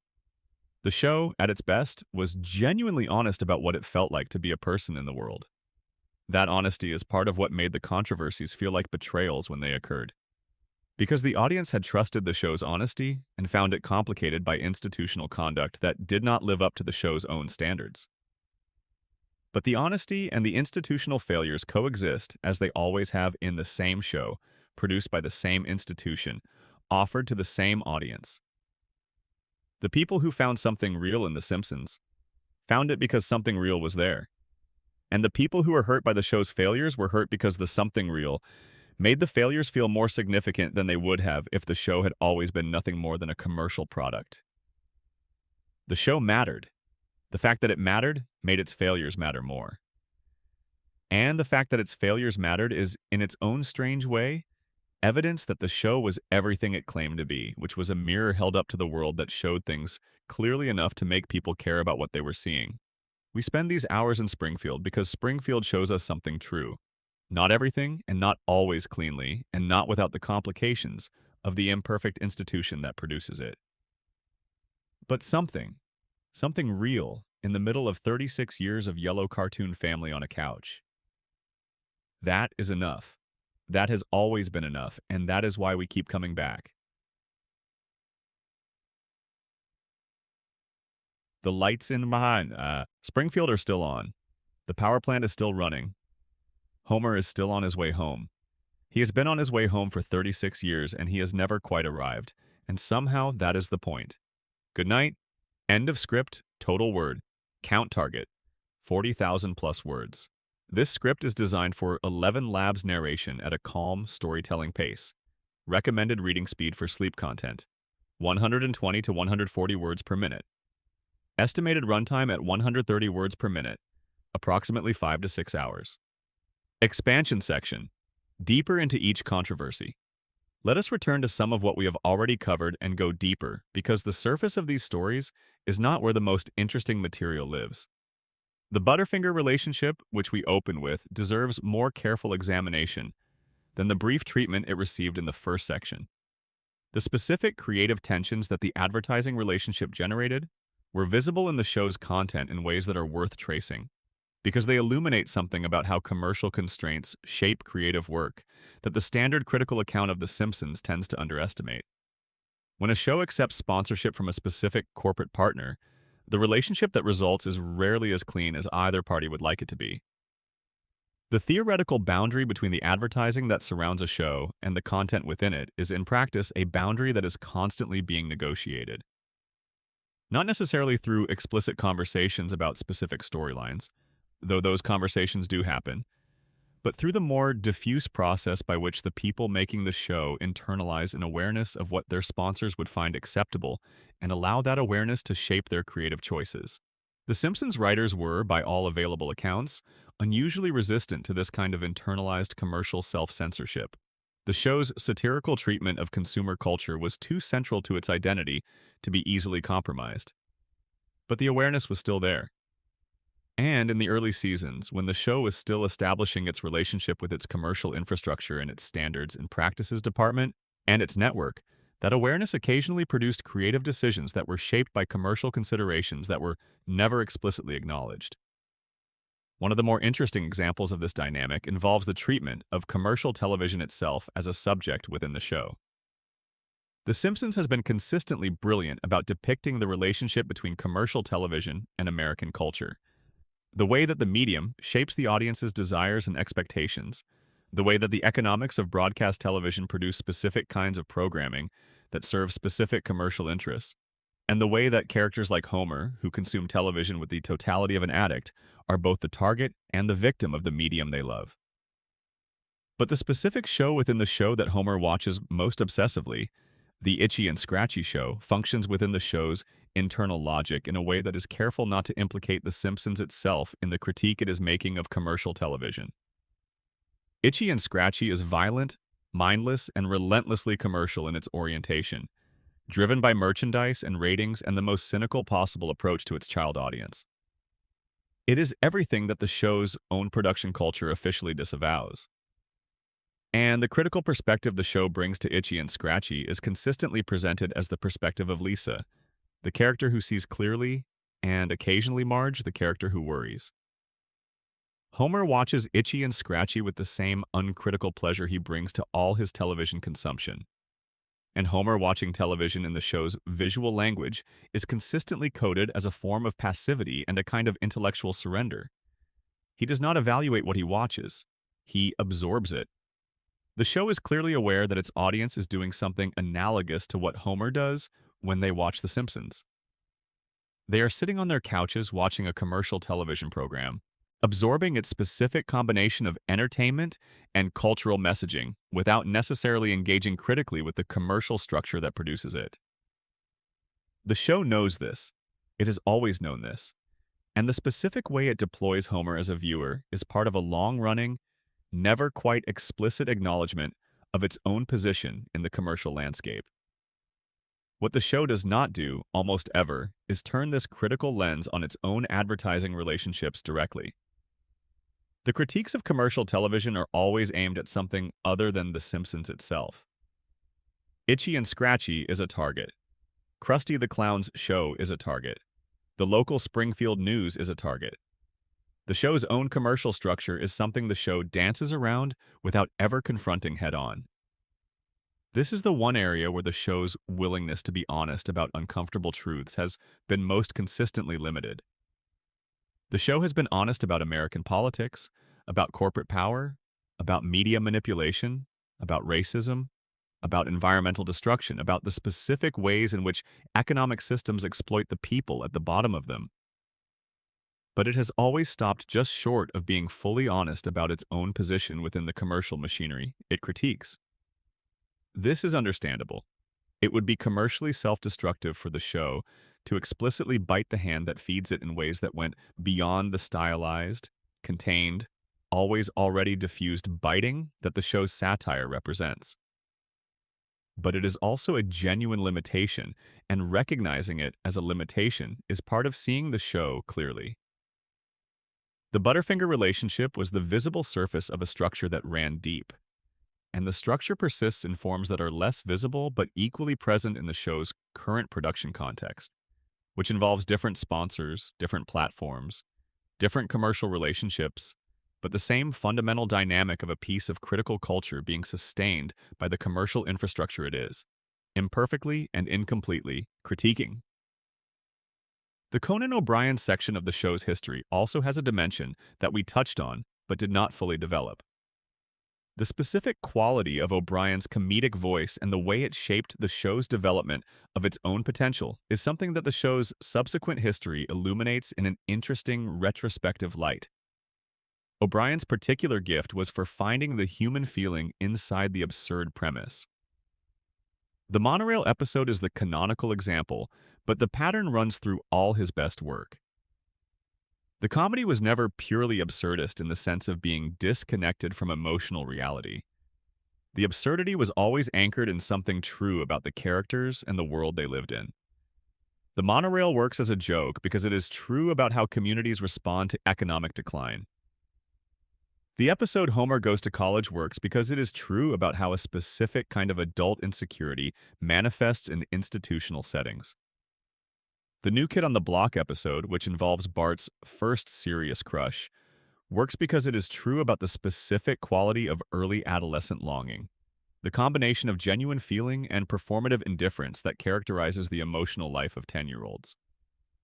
O'Brien was doing something in those episodes that the show's later seasons tried to replicate but did so with less consistent success, which was grounding the humor in an emotional truth specific enough to be recognizable without being sentimental. The balance required a particular kind of creative discipline that was, in retrospect, inseparable from O'Brien's specific sensibility. Other writers could replicate the structure of his jokes, but not always the emotional specificity that made those jokes genuinely resonate. The departure of this sensibility from the room, when O'Brien left for late night, is one reason the show's later creative evolution took the direction it did. The room remained brilliant, but it was brilliant in a slightly different way, more willing to pursue pure absurdism, and more willing to let the emotional grounding be implied rather than built into the construction of the joke itself. This is not necessarily worse in absolute terms. Some of the show's most inventive and formally surprising work came from seasons where the emotional grounding was loosest. But it is different, and the difference is traceable to the specific creative presence that left when O'Brien left. The relationship between O'Brien's departure and the show's subsequent creative evolution is worth dwelling on, because it illuminates something important about how writers' rooms work that is rarely discussed explicitly. The voice of a room is not the sum of its individual voices. It is an emergent property of the specific combination of people in that room at that specific moment, interacting with each other in the specific dynamic that their personalities and working styles and creative commitments produce. Change one significant element of that combination, and the voice changes, even if every other element remains the same. O'Brien's voice was a significant element. Its departure changed the combination. The room was still extraordinary after he left, but it was a different extraordinary, and the difference mattered in ways that are still visible in how the show's creative history is discussed and assessed. What O'Brien himself built after leaving, the 15 years of late night, and the subsequent years with the Conan show and the TBS era and the podcast, constitutes a body of comedic work that has its own distinctive character. The emotional warmth that defined his best Simpsons writing is visible in his best talk show work, in the genuine curiosity and genuine care with which he treats his guests and his comedic collaborators. He took what he developed in that writer's room and translated it into a different format, maintaining the essential quality while transforming everything around it. The show he left has continued without him for decades and has produced work that he would recognize as part of the same tradition. But the specific pitch of that tradition was slightly altered by his departure. The monorail will always be there, but the monorail is the exception in the later seasons rather than the exemplar of a consistent approach. The Sam Simon story has a dimension that we have not yet addressed, which involves the specific nature of his creative contribution to the show's visual as well as narrative development. Simon was not only a showrunner and a writer's room organizer, he was also a creative thinker about the visual language of animation in ways that shaped how the show told its stories in its early seasons. The Simpsons in its Tracy Ullman incarnation had been looser, more sketch-like, less cinematically sophisticated than the full series version that aired in 1989. The transformation between the Ullman shorts and the first season of the proper series involved not just longer episode lengths and more developed storylines, but a more sophisticated approach to visual storytelling, to the way camera position and movement and character staging communicated information and feeling beyond what the dialogue was explicitly saying. This sophistication, which is often attributed primarily to the show's animation directors, was also shaped by Simon's creative direction in ways that are difficult to fully document, but that the people who worked under him during those early seasons consistently acknowledge. He had a sense of how comedy worked visually that went beyond the standard animated sitcom conventions of the era, an understanding that where you place the camera and how you stage the characters in the frame could be as important to the joke as the dialogue itself. This is part of why the first 3 seasons of the show look and feel different from later seasons. The visual storytelling became more confident over time, but in the early seasons there is a specific quality of intentionality about the staging and the camera placement that reflects a directing intelligence at work. Simon was not the animation director, but he was the showrunner, and the showrunner's creative vision shapes the visual language of a show in ways that are less visible than the writing but equally real. The loss of that specific creative intelligence from the show's institutional leadership is one of the things that the departure of Simon left behind, alongside the specific quality of the writing culture he had established. The show adapted, found new forms of visual sophistication, developed different conventions. But the early seasons have a specific quality that is partly attributable to Simon's presence, and that the show has never quite replicated. The Apu controversy deserves further consideration from a specific angle that the initial treatment touched on but did not fully develop, which is the question of what the controversy revealed about the specific limitations of satire as a tool for addressing questions of representation. The Simpsons has always operated on the premise that good satire can address any subject, can turn the satirical eye on any aspect of human life and society, and in doing so can illuminate things that more direct forms of engagement might miss. This premise has produced extraordinary results across most of the show's history.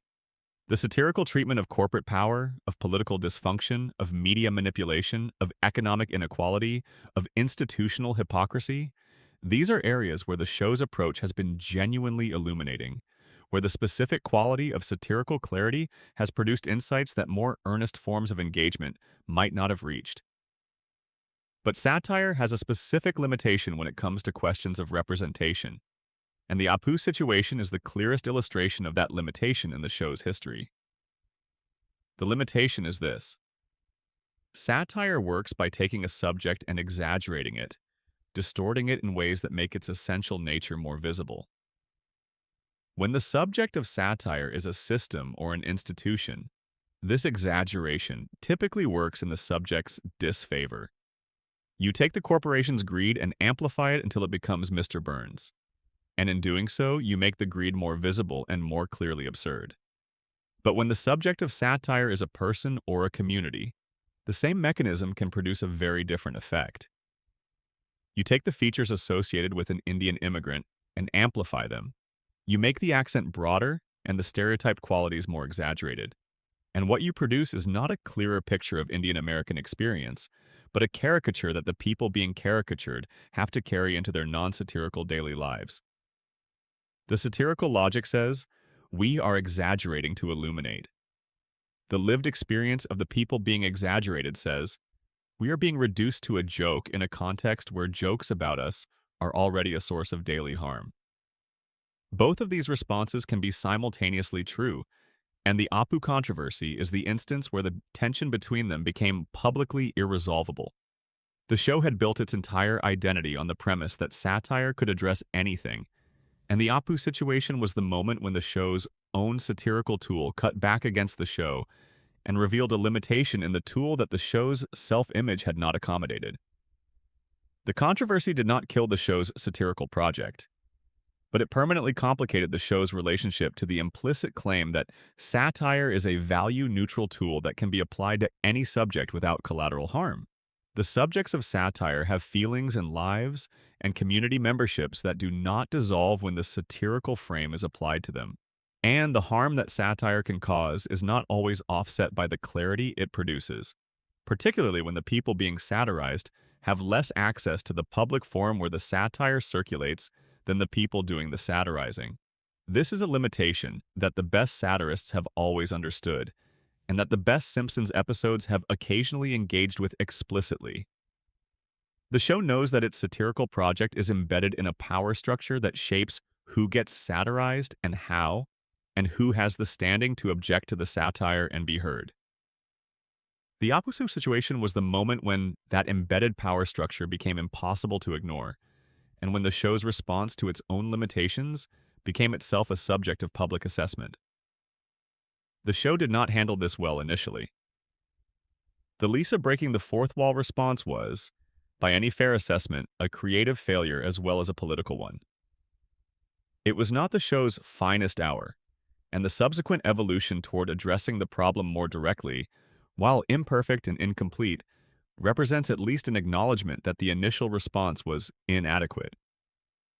What the show has not done, and what would represent the fullest reckoning with the limitations the Apu controversy revealed, is to engage directly with the question of how the satirical project itself needs to evolve when applied to subjects that the show's original creative culture was not equipped to handle well. The show has made some changes in practice. It has not made any changes in theory.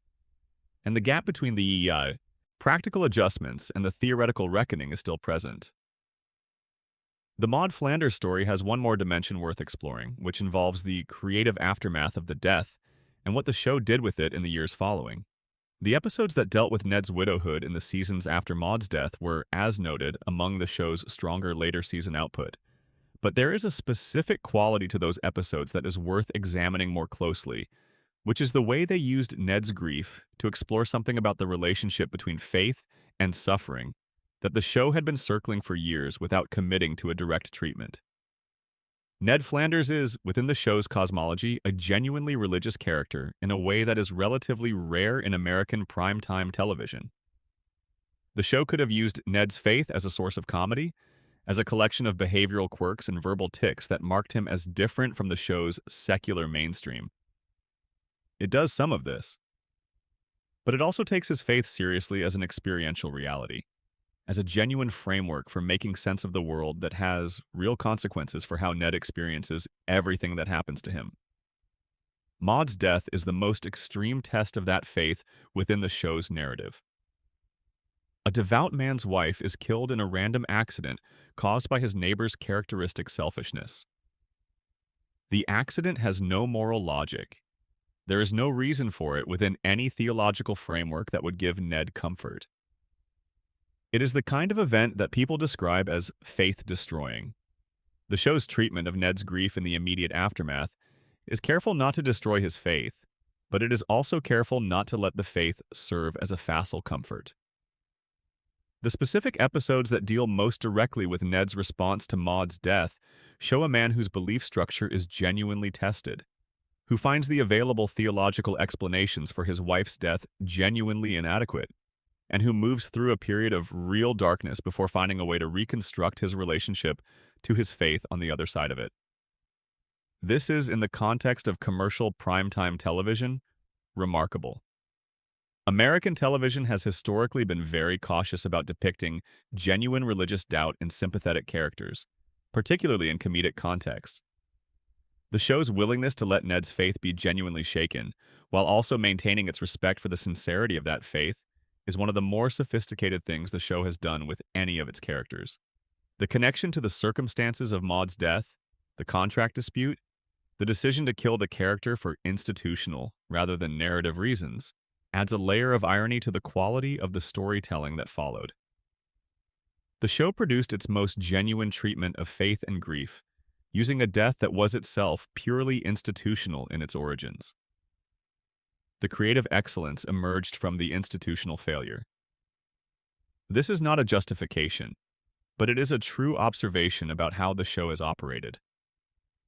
The Ned Flanders storylines following Maud's death also extended the show's treatment of a specific kind of male emotional experience that is rarely depicted honestly in mainstream entertainment. Ned's grief is not heroic. It is not stoic. It is not resolved quickly or cleanly. He struggles publicly, he makes mistakes, he has relationships after Maud's death that go badly, and he does all of this while maintaining the behavioral surface of someone who is managing better than he is. The gap between his surface presentation and his interior experience is one of the most human things the show has ever depicted about any character. The institutional ugliness of how Maud's character was removed does not take away from the quality of what the show did with her absence. Both things are real. The ugliness of the institutional decision and the genuine quality of the human storytelling that followed it exist in the same space, in the same episodes, in the same character, whose grief is authentic even though it was initiated by a contract dispute over travel reimbursement. Let us spend more time with Harry Shearer because the complexity of his relationship with the show is one of the more interesting ongoing storylines in the show's institutional history, and it has not been fully appreciated in most of the available accounts. Shearer's public willingness to speak critically about the show while simultaneously being one of its most essential and most committed contributors is unusual in the entertainment industry in ways that deserve more attention than they typically receive. Most performers of his standing in a production of this significance maintain a public position of institutional loyalty, whatever their private frustrations might be. The implicit contract of high-profile employment in a major franchise is that you do not publicly criticize the decisions being made above you. You negotiate privately, you express your views through the available internal channels, and you present a unified front to the public. Shearer has never fully honored this implicit contract. He has, over the decades, made public statements about creative decisions he disagreed with, about production practices he found inadequate, and about the institutional culture of the show in ways that were more candid than his employers would have preferred. The criticism of the principal and the pauper is the most famous instance, but it is not the only one. The reasons for this unusual candor are probably multiple. Shearer is, by background and temperament, a person with strong opinions about craft and about institutional behavior who is not naturally inclined toward the kind of institutional loyalty that large entertainment corporations encourage. He came to The Simpsons with an established identity and an established reputation. He was not a performer whose career was built by the show, and who therefore owed the institution the kind of deference that shapes the behavior of many performers who are primarily identified with a single major franchise. He also has a specific relationship to the show's satirical project that makes his public criticism of the institution more internally consistent than it might appear from outside. The Simpsons is a show that criticizes institutional behavior. Shearer is an employee of that show who criticizes the show's institutional behavior. There is a logical consistency here that the show's own satirical standards should recognize, even if the institution does not find it comfortable. The 2015 contract dispute brought this dynamic to its most public expression. Shearer's announcement that he was leaving, made on Twitter without the kind of careful institutional messaging that would typically surround such an announcement, was itself an act of the same directness that characterizes his public statements about the show more generally. He was not asking for the institution's blessing to make his situation public. He was making it public because he believed the public had a right to know what was happening. The institution's response, the suggestion that the characters he voiced could be recast, was a gamble that the production could not ultimately sustain. The audience reaction was immediate and clear. The characters were too deeply associated with Shearer's specific vocal performances to be easily transferred. The public signaling of willingness to recast was itself a form of leverage, designed to demonstrate to Shearer that the institution was not entirely dependent on him, but the signaling was not credible enough to change the negotiating dynamic in the institution's favor. The resolution that brought Shearer back, whatever its specific terms, was a recognition of a reality that the institution had tried to deny in public, but could not sustain in practice. Some contributions are irreplaceable. Some performances are inseparable from the characters they have created. And the institutional claim that a sufficiently resourced production can always find an acceptable substitute for an exceptional individual is more often a negotiating position than a description of reality. Shearer knew this. The audience knew this. And eventually, after a public confrontation that neither side entirely wanted, the institution acknowledged it. The specific insights that Shearer has brought to his characters across 3.5 decades of performance are worth dwelling on briefly, because they are relevant to understanding why the replacement threat was so hollow. Mr. Burns is the most complex case. The character is, in concept, a relatively simple satirical figure. A very old, very powerful, very cruel man who runs a nuclear power plant. The satirical target, unchecked corporate power, is clear. The comedic mechanics, the combination of his physical frailty and his institutional ruthlessness, are well established. What makes Burns more than a satirical archetype is the specific quality of Shearer's performance, which gives the character a dimension of genuine strangeness that goes beyond the standard register of the satirical villain. There is something in Shearer's Burns that suggests a consciousness genuinely alien to ordinary human experience. A sensibility that has been so long separated from normal human conditions that it no longer fully understands them from the inside. Burns does not merely lack empathy, he lacks the understanding of what empathy would be useful for. He observes human behavior with the detached curiosity of a naturalist studying an unfamiliar species, and this quality of detachment, of genuine otherness, is what makes him interesting rather than merely cartoonish. This quality is entirely in the performance.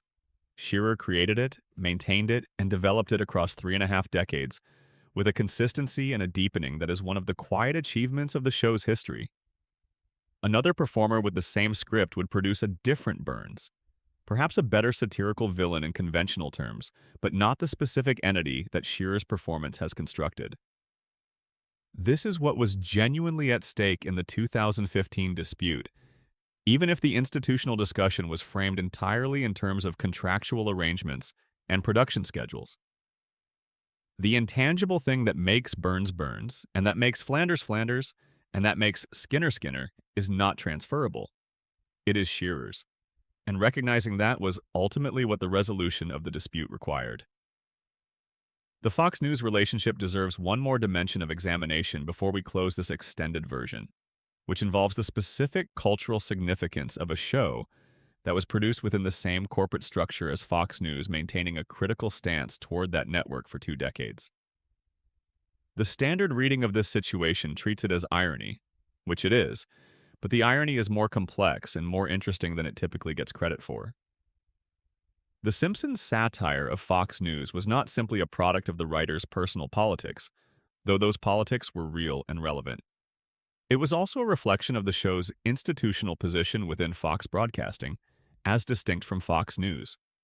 Fox Broadcasting and Fox News are, despite sharing a corporate parent, very different institutional entities with very different cultural and commercial identities. Fox Broadcasting built its early identity through exactly the kind of provocative, unconventional, boundary-challenging programming that Fox News subsequently positioned itself against. The Simpsons was the signature achievement of Fox Broadcasting's early years, and its satirical edge, its willingness to take on corporate power and political hypocrisy and media manipulation, was central to the identity that Fox Broadcasting was building. Fox News, when it launched in 1996, was building a very different identity, one organized around a specific political orientation and a specific claim about mainstream media bias. The two identities were in tension from the beginning, and The Simpsons' ongoing satire of Fox News was one expression of that tension from the Fox Broadcasting side. This is not to say that The Simpsons' criticism of Fox News was purely institutional rather than substantive. The show's writers had real views about what Fox News was doing to American political discourse, and those views were expressed in their work with genuine conviction. But the institutional permission that allowed those views to be expressed in prime time on a Fox network was itself a product of the specific dynamics between Fox Broadcasting and Fox News within the corporate structure. Dynamics in which Fox Broadcasting had both the editorial independence to allow the satire and the commercial incentive to maintain a show that was valuable precisely because of its willingness to challenge powerful institutions. The moment when this dynamic would have become truly unsustainable, the moment when a Fox News that had grown sufficiently powerful within the corporate structure would have been able to exert enough pressure on Fox Broadcasting to suppress the satire, was one that the show's writers seemed consistently aware of and consistently dared. The satire never escalated to the point that would have made suppression commercially rational from the corporate perspective. It remained in a range that was sharp enough to be meaningful and manageable enough that the institution could tolerate it. This calibration may have been partly conscious and partly instinctive. Writers who have worked on the show have noted that the Fox News jokes were written with an awareness of institutional sensitivities that shaped how far they went without appearing to. The self-censorship that was being avoided in other creative contexts was being applied, in a more specific form, to the specific target of the network that shared the writer's corporate address. What this means for the show's claim to be a straightforwardly truth-telling satirical enterprise is worth acknowledging. The show was not entirely free. Its satire of Fox News was calibrated to remain within a range that the corporate structure could accommodate. This is a limitation that the show's most honest episodes would recognize as exactly the kind of institutional compromise that the show has always depicted as endemic to American life. The show operating within that compromise while critiquing the conditions that produce such compromises is, once again, the fundamental irony of its existence. And once again, the show has always known this, at some level, even if it has not always said it directly. The death of Phil Hartman, which we covered extensively, connects to a broader conversation about what the show was at its most human that deserves one more pass. The specific quality that Hartman brought to his Simpsons characters was a form of performative sincerity that was genuinely rare in comedy performance. Both Troy McClure and Lionel Hutz are characters who are completely sincere about who they are and what they are doing, even though what they are doing is objectively ridiculous. McClure is completely sincere about the quality and significance of his work. Hutz is completely sincere about his legal competence. Neither of them has any ironic distance from their own self-presentation. This absence of ironic distance in clearly ironic characters was Hartman's specific comedy gift, and it is more difficult to execute than it sounds. Most comedy performance in the postmodern tradition relies on some degree of visible self-awareness, some wink at the audience that says the performer knows the character is being laughed at. Hartman did not give his characters this out. They were completely earnest, completely committed, and the comedy came entirely from the gap between their self-presentation and the audience's understanding of their actual situation. This is what made the birthday song in Stark Raving Dad work. Leon Kompowski, sincerely moved by Homer's love for his daughter, sincerely invested in helping this man repair his relationship with his child, sincerely delivering a birthday song that is both ridiculous and beautiful in its simplicity. There is no irony in the performance, and because there is no irony, the emotional content is allowed to be real. The joke and the feeling coexist because the performance refuses to let the joke undermine the feeling. This quality of earnestness in ironic context is something the show has struggled to replicate since Hartman's death. The specific performers and characters that have filled the space he left have brought different qualities, and some of those qualities have been excellent in their own terms. But the particular form of sincerity that Hartman embodied, the complete commitment to the character's own perspective without any visible performance of that commitment, is something that is genuinely difficult to find and impossible to manufacture. The show's recognition of this in its decision not to recast was its most artistically honest moment in the aftermath of his death. The institution acknowledged that what it had was unique and chose to honor that uniqueness by letting the space it had occupied remain empty. That is an unusual form of institutional grace, and it is worth recognizing as such even in the context of a broader institutional history that contains more instances of the opposite kind of decision. The Gruning allegations deserve one more careful pass, because the evidence situation is one where intellectual honesty requires both acknowledging what is documented and being clear about what is not. The documents that referenced Groening were produced in legal proceedings that were themselves about Maxwell's conduct, rather than about any individual defendants. His name appeared in a context that established his presence in situations connected to Epstein's social circle. The specific allegation, the foot massage, was denied. No charges were filed. No criminal finding has been made. This is the full extent of what the public record establishes. What it does not establish is what the nature of his connection to Epstein's world actually was. The documents show a connection existed. They do not characterize the depth or nature of that connection with the specificity that would allow a confident determination of what it means. For someone holding these facts and trying to assess them honestly, the appropriate response is probably to acknowledge that they create a significant complication in any simple account of Groening as a purely progressive creative figure, while also refusing to draw conclusions that the evidence does not support. The allegations have been made, the denials have been issued, and the absence of criminal findings means that the public record cannot be read as a determination of misconduct. What the situation does require is a willingness to hold the complication without resolving it prematurely in either direction. Dismissing it entirely, treating it as merely an instance of name-dropping in legal documents with no significance, would be intellectually dishonest given the specific context in which Epstein's associates operated. Treating it as definitive evidence of serious misconduct would be equally dishonest given the absence of criminal findings and the specific limited nature of what the documents actually establish. The honest position is discomfort without conclusion, and a sustained attention to whatever further information may emerge, while being willing to revise one's assessment in either direction as the evidence warrants. This is not a satisfying conclusion for people who want clear answers. The situation does not offer clear answers. What it offers is a complicated reality that requires complicated engagement, which is, perhaps appropriately, exactly the kind of engagement that The Simpsons has always asked of its audience when it is operating at its best. The floating timeline, which we introduced as a mystery in the context of the fan theories, has a real-world institutional dimension that deserves its own extended consideration as part of the controversy record. The decision to maintain the floating timeline, to keep the characters frozen at their 1989 ages rather than allowing them to age as the real years passed, was not made once and then maintained passively. It was made repeatedly, season after season, as the creative team chose not to move the characters forward in time. And the consequences of that choice have accumulated in ways that have generated their own specific controversies. The most significant consequence involves the show's relationship to its own past. A show in which the characters never age, but the cultural references are always contemporary, has no past in the usual sense.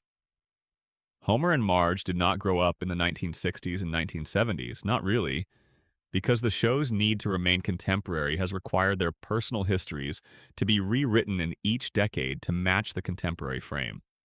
Their parents did not live through the World Wars, not anymore, because the arithmetic of their ages keeps changing. Their childhood experiences have been retrofitted to fit whatever decade makes the mathematics work. This has created a specific relationship to historical memory that is one of the more philosophically interesting aspects of the show's long run. The Simpsons is a show that is simultaneously about the specific textures of American life in each decade of its operation, and about a family whose personal history is an approximation that keeps changing to maintain the approximation. The specific cultural references are always current. The personal histories behind those references are constructed to support the currency. What this means is that The Simpsons does not have a past in the way that most long-running narratives do. It has a continuously updated approximation of a past. And the audience, which has grown up with the show across multiple decades, holds in their minds a version of the show's history that is partly based on what they actually watched and partly based on the revised versions of that history that subsequent seasons have offered. This is a form of institutional memory management that the show has never explicitly acknowledged, but that has significant implications for how it is understood. The Simpsons that a viewer who started watching in 1993 carries in their memory is a different show from The Simpsons that a viewer who started watching in 2005 carries in their memory, even though the episodes in both cases include the same Golden Age content. The revised backstories, the floating timeline, the continuously updated cultural frame, all of these have shaped what the show means to different generational cohorts of viewers in ways that are not always visible but that are real. The controversy that this generates is usually framed in terms of continuity errors, as failures of the show to maintain internal consistency. And the show has embraced this framing, treating its own continuity violations as a source of self-referential comedy rather than as a genuine creative problem to be solved. But the continuity violations are not merely failures of internal consistency. They are symptoms of a fundamental structural choice, the choice to prioritize contemporaneity over continuity, that has shaped the show's relationship to its own history in ways that go beyond the purely formal. The show's creators have always known that they were making this choice. They have also always known that there was a cost to making it. The Simpsons that exists in 2024 is not the same show that existed in 1993. Not just because the quality has changed, but because the frame within which the show operates has changed in ways that make the earlier version of the show partially irrecoverable. The specific cultural moment of the early 1990s, the specific political and economic context that gave the first 5 seasons their particular charge, cannot be recreated. And the floating timeline that was supposed to keep the show perpetually relevant has, paradoxically, made it increasingly difficult to locate the show historically in a way that would allow a contemporary viewer to fully appreciate what the early seasons were doing. This is a genuinely significant cultural loss, even if it is one that most viewers do not experience as a loss because they do not have the comparative frame that would make the loss visible. The best episodes of The Simpsons are great in ways that transcend their specific cultural moment, but they are also great in ways that depend on that specific cultural moment. And the institutional choice to maintain the floating timeline has made the specific cultural moment increasingly invisible, buried under the accumulated weight of 3 decades of contemporary references that have continuously updated the show's relationship to the present without maintaining its relationship to its own past. The show cannot resolve this. The floating timeline is committed, the choice has been made, and cannot be reversed at this point without producing narrative consequences that would require a complete reimagining of the show's format. But acknowledging the cost of the choice is part of the honest account of the show's history, and it is a cost that is worth acknowledging, even if the choice that incurred it was, in commercial terms, the right one. We have now covered a great deal of ground across the full span of the show's history. Let us pull back to consider the broader pattern that all of these specific controversies reveal, because the pattern is itself interesting and tells us something about the nature of long-running creative institutions that goes beyond any individual case. The Simpsons has generated the controversies it has generated because it is the kind of show that invites high-stakes engagement from its audience. A show that spends 36 years telling its audience to pay attention, to look closely at the things that are easy to overlook, to be skeptical of official versions of reality, and to ask what lies beneath the surface of comfortable narratives, creates an audience that applies those standards to the show itself. The controversies are, in large part, the audience doing exactly what the show trained them to do. This is not entirely comfortable for the institution. No institution is fully equipped to be scrutinized by the same standards it applies to its external targets. The gap between the show's satirical practice and its institutional conduct is real, and has been the source of genuine criticism. But the existence of that gap and the willingness of audiences to notice and articulate it is itself a testament to the show's cultural effectiveness. It created the capacity for its own criticism. The other thing the pattern reveals is the specific way that creative institutions handle the tension between their stated values and their institutional interests. The Simpsons has navigated this tension in the same ways that most large institutions do, by finding accommodations that serve the institutional interests while maintaining enough connection to the stated values to allow the institution to continue claiming them. This is not unique to The Simpsons. It is what institutions do.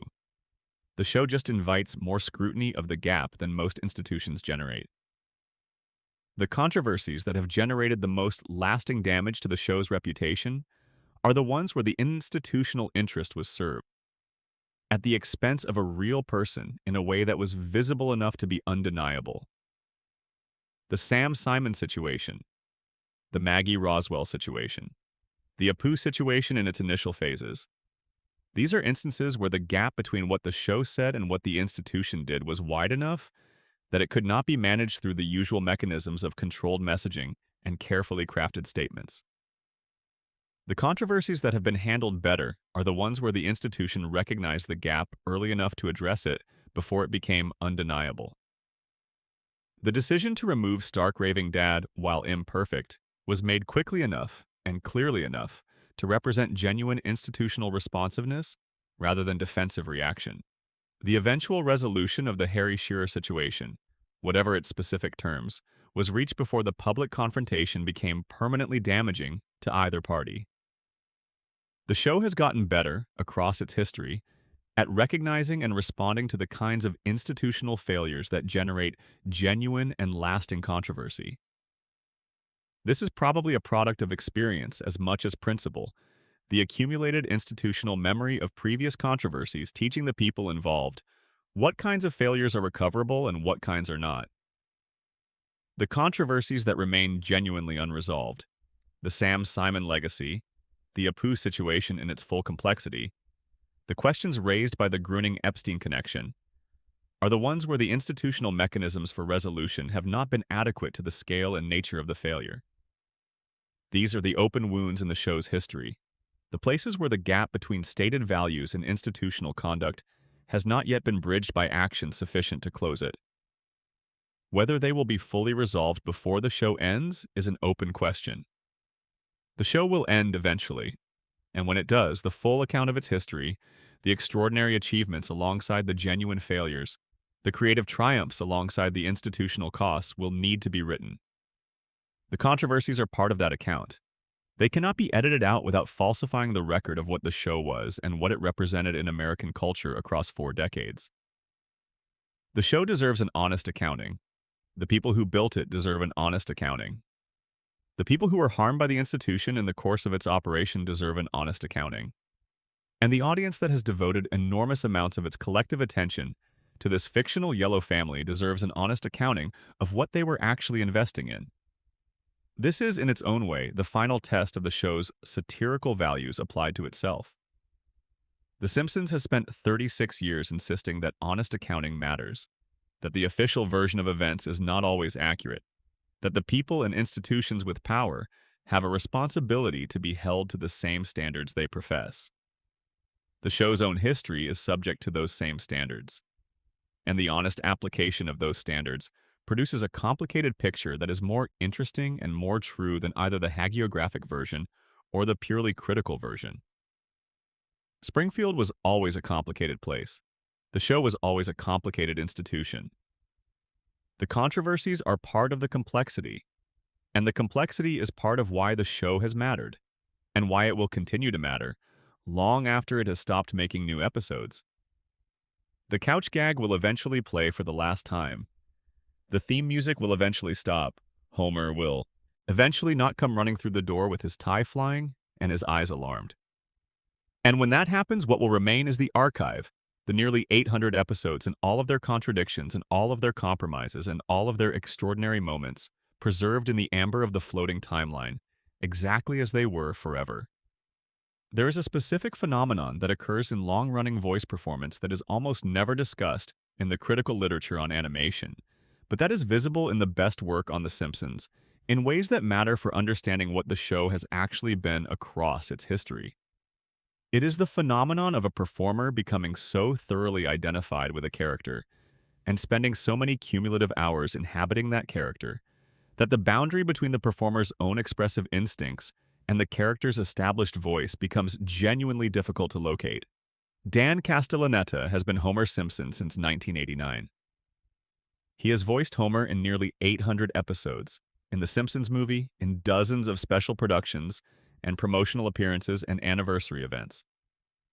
The hours he has spent inside Homer's specific vocal register, finding Homer's specific quality of wounded optimism, of baffled earnestness, of genuine love expressing itself through repeated incompetence, constitute one of the longest continuous performance commitments in the history of the medium. And what happens to a performer who spends that much time in a character is something that the people who work with Castellaneta describe in consistent terms. He has internalized Homer at a level that goes beyond technical facility. The specific emotional architecture of the character, the way Homer moves between frustration and delight, between stupidity and occasional glimpsed brilliance, between selfishness and genuine sacrifice. This is not something Castellaneta has to find fresh each session. It is something that exists in him in the way that a musician who has played the same piece for 30 years carries it in their hands and their breath and their physical memory without having to consciously reconstruct it each time. This is both the extraordinary achievement of what Castellaneta has done and the reason that the prospect of recasting Homer is so genuinely unimaginable. It is not that another actor could not produce a Homer-like performance. It is that another actor could not produce this specific Homer, the one that has existed continuously across 35 years, and that has accumulated within it the specific quality of Castellaneta's ongoing engagement with the character. The Homer that exists now is the product of a specific performer's continuous relationship with a specific character, and that product cannot be replicated by starting over with someone new. Julie Kavner as Marge represents a different, but equally interesting case. Kavner's voice has a specific quality, a combination of warmth and wariness and perpetual low-grade exhaustion that is entirely her own, that the character of Marge has been built around rather than despite. The specific texture of Kavner's vocal performance, the particular way her voice breaks when Marge is emotionally overwhelmed, The specific quality of patience and strain in her everyday delivery, these are features of the character that emerged from features of the performer, and that have shaped how Marge has been written and developed across decades. Writers for The Simpsons have consistently described the experience of writing for Marge as involving an awareness of what Kavner's voice can do, of the specific emotional registers it is capable of reaching, and the specific textures it naturally produces. The writing and the performance have evolved in dialogue with each other. The Marge who exists in the later seasons is a more fully realized character than the Marge of the early seasons, partly because decades of collaboration between Kavner's performance instincts and the writer's ongoing engagement with those instincts have allowed the character to develop in directions that would not have been accessible at the beginning. Nancy Cartwright as Bart is perhaps the most technically extraordinary performance in the show's history, for a reason that is rarely discussed. Cartwright is a woman in her middle 60s who has been convincingly inhabiting the interior of a 10-year-old boy for 35 years. The specific quality of Bart's voice, the combination of bravado and vulnerability, the defiance that is always a performance covering real fear, the swagger that coexists with genuine longing for connection, these are qualities that require not just a specific vocal range, but a specific emotional intelligence about the inner life of a child. Cartwright's performance has never lost the quality that makes Bart believable as a child rather than as an adult playing a child. This is not obvious. Most performances of children by adults slide, over time, toward a kind of self-parody, toward an exaggerated childishness that signals the performance rather than embodying it. Cartwright has maintained a quality of genuine inhabitation that is one of the quiet technical miracles of the show's long run. Yeardley Smith as Lisa has navigated one of the more interesting performance challenges in the show's history, which is maintaining the emotional authenticity of a character who is, by design, the show's most overtly earnest voice. Lisa is the character who cares, in a world that the show consistently depicts as resistant to caring. The risk of that characterization is that the earnestness becomes maudlin, becomes the object of the show's satire, rather than its moral anchor. Smith's performance has maintained the balance between earnestness and self-awareness that keeps Lisa's caring from tipping into sentimentality. This is a calibration that has to be made fresh in each session, and Smith's consistent accuracy in that calibration across 3.5 decades is one of the reasons the character remains an effective moral center for the show, rather than a figure of gentle mockery.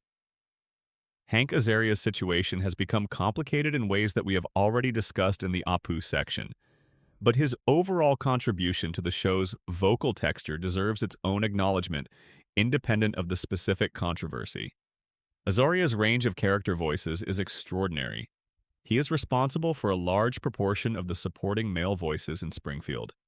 Voices that range from the specific comedy of Moe's wounded dignity to the broad satire of Chief Wiggum's incompetence to the more genuinely realized characterization of Apu's philosophical resignation. The ability to inhabit that many distinct vocal personalities while maintaining the internal consistency of each is a form of technical mastery that is easily overlooked precisely because the mastery is so complete that the work disappears into the characters.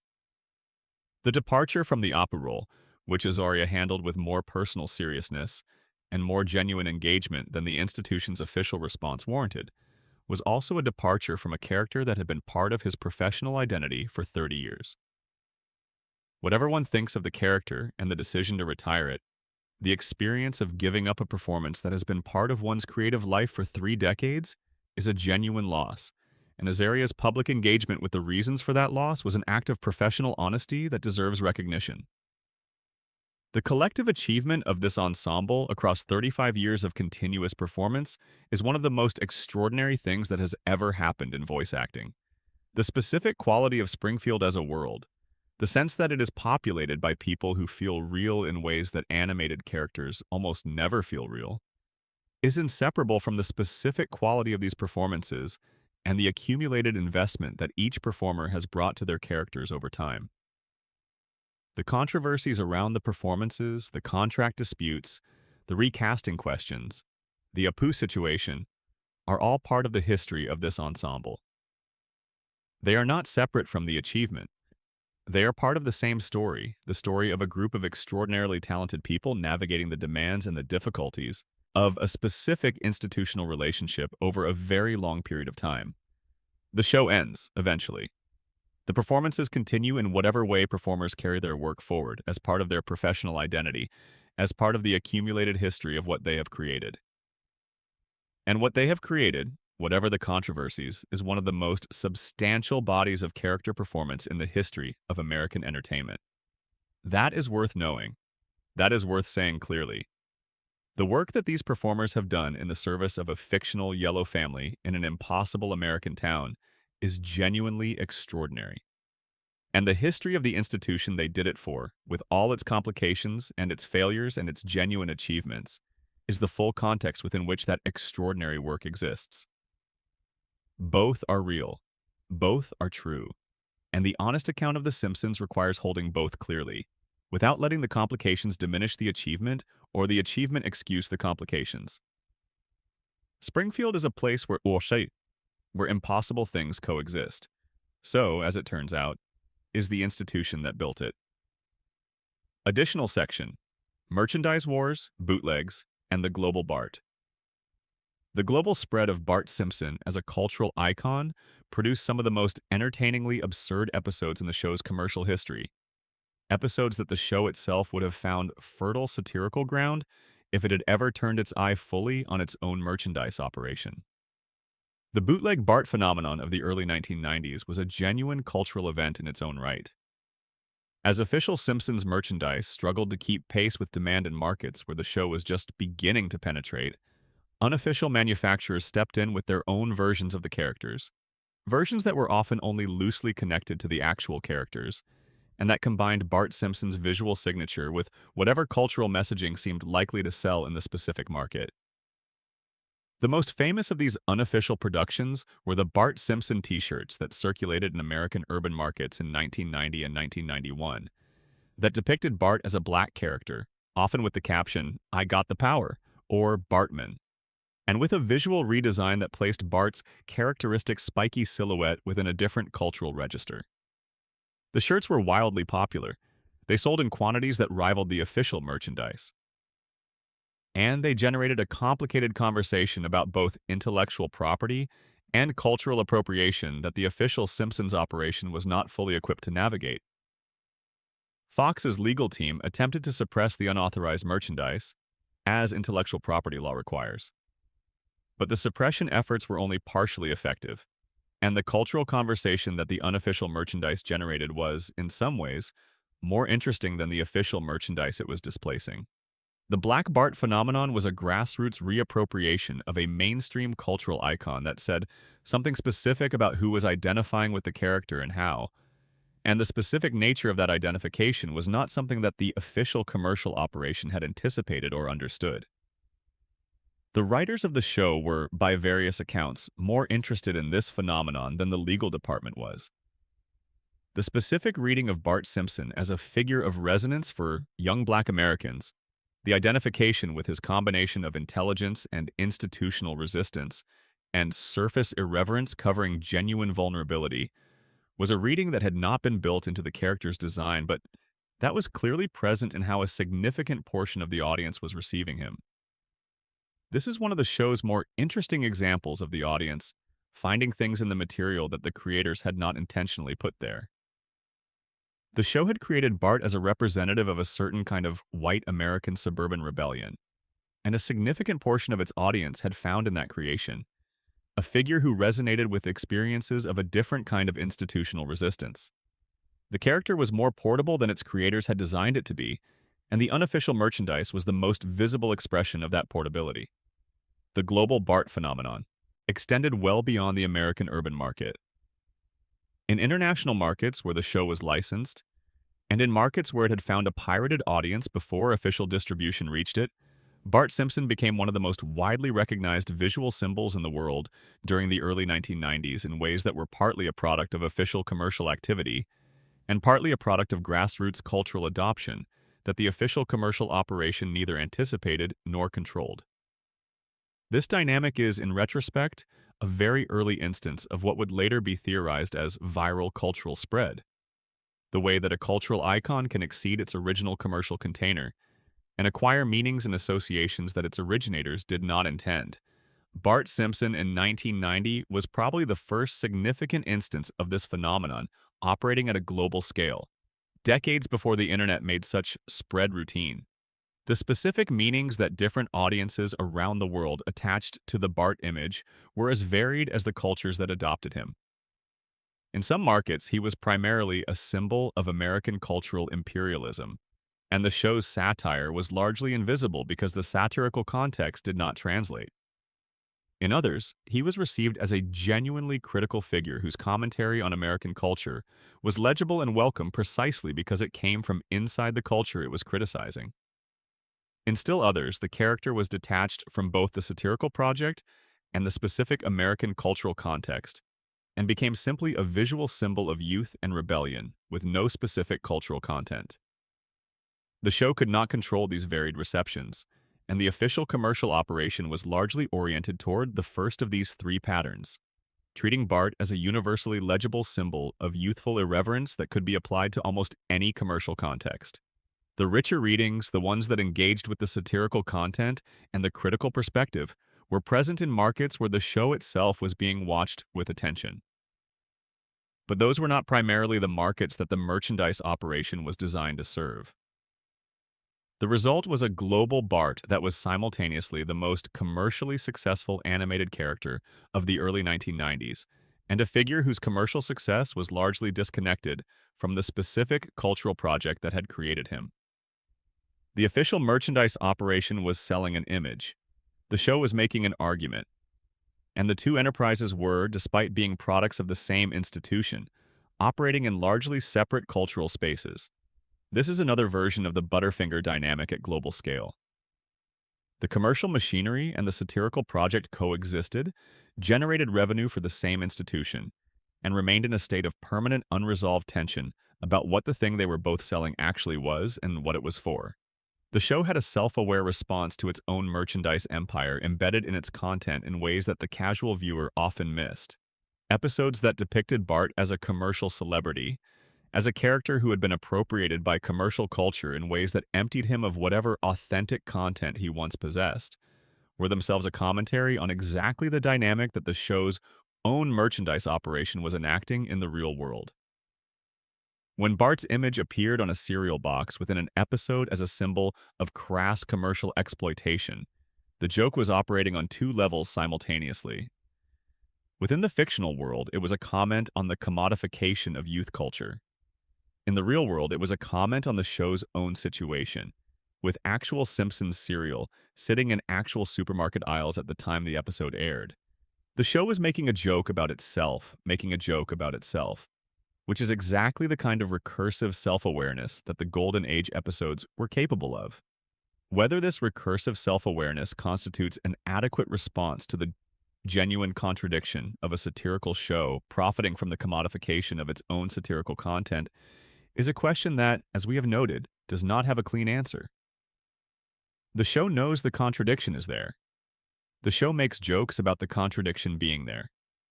And the contradiction continues to generate revenue for the same institution that makes the jokes. This is ultimately the condition of all commercial satire. You cannot escape the commercial frame by satirizing it.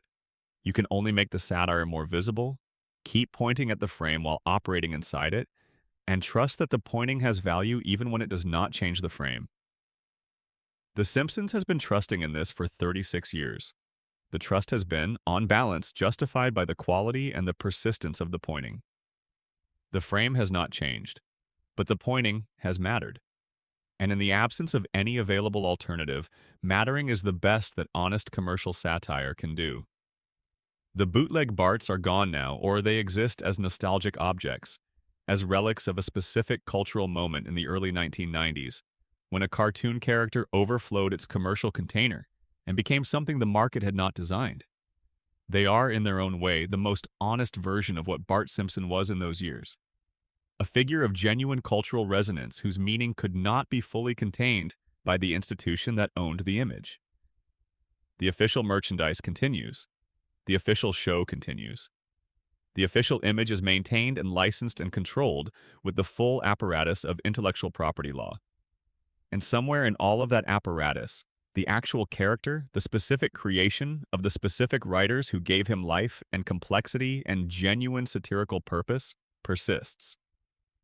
Not unchanged, not unchanged, but persisting. That is Springfield. That is always Springfield. Things persist there imperfectly and with accumulating complications, and the persistence is itself a form of meaning that no clean ending could provide. Final closing section. We have now spent a long time looking at this show from every angle we could find.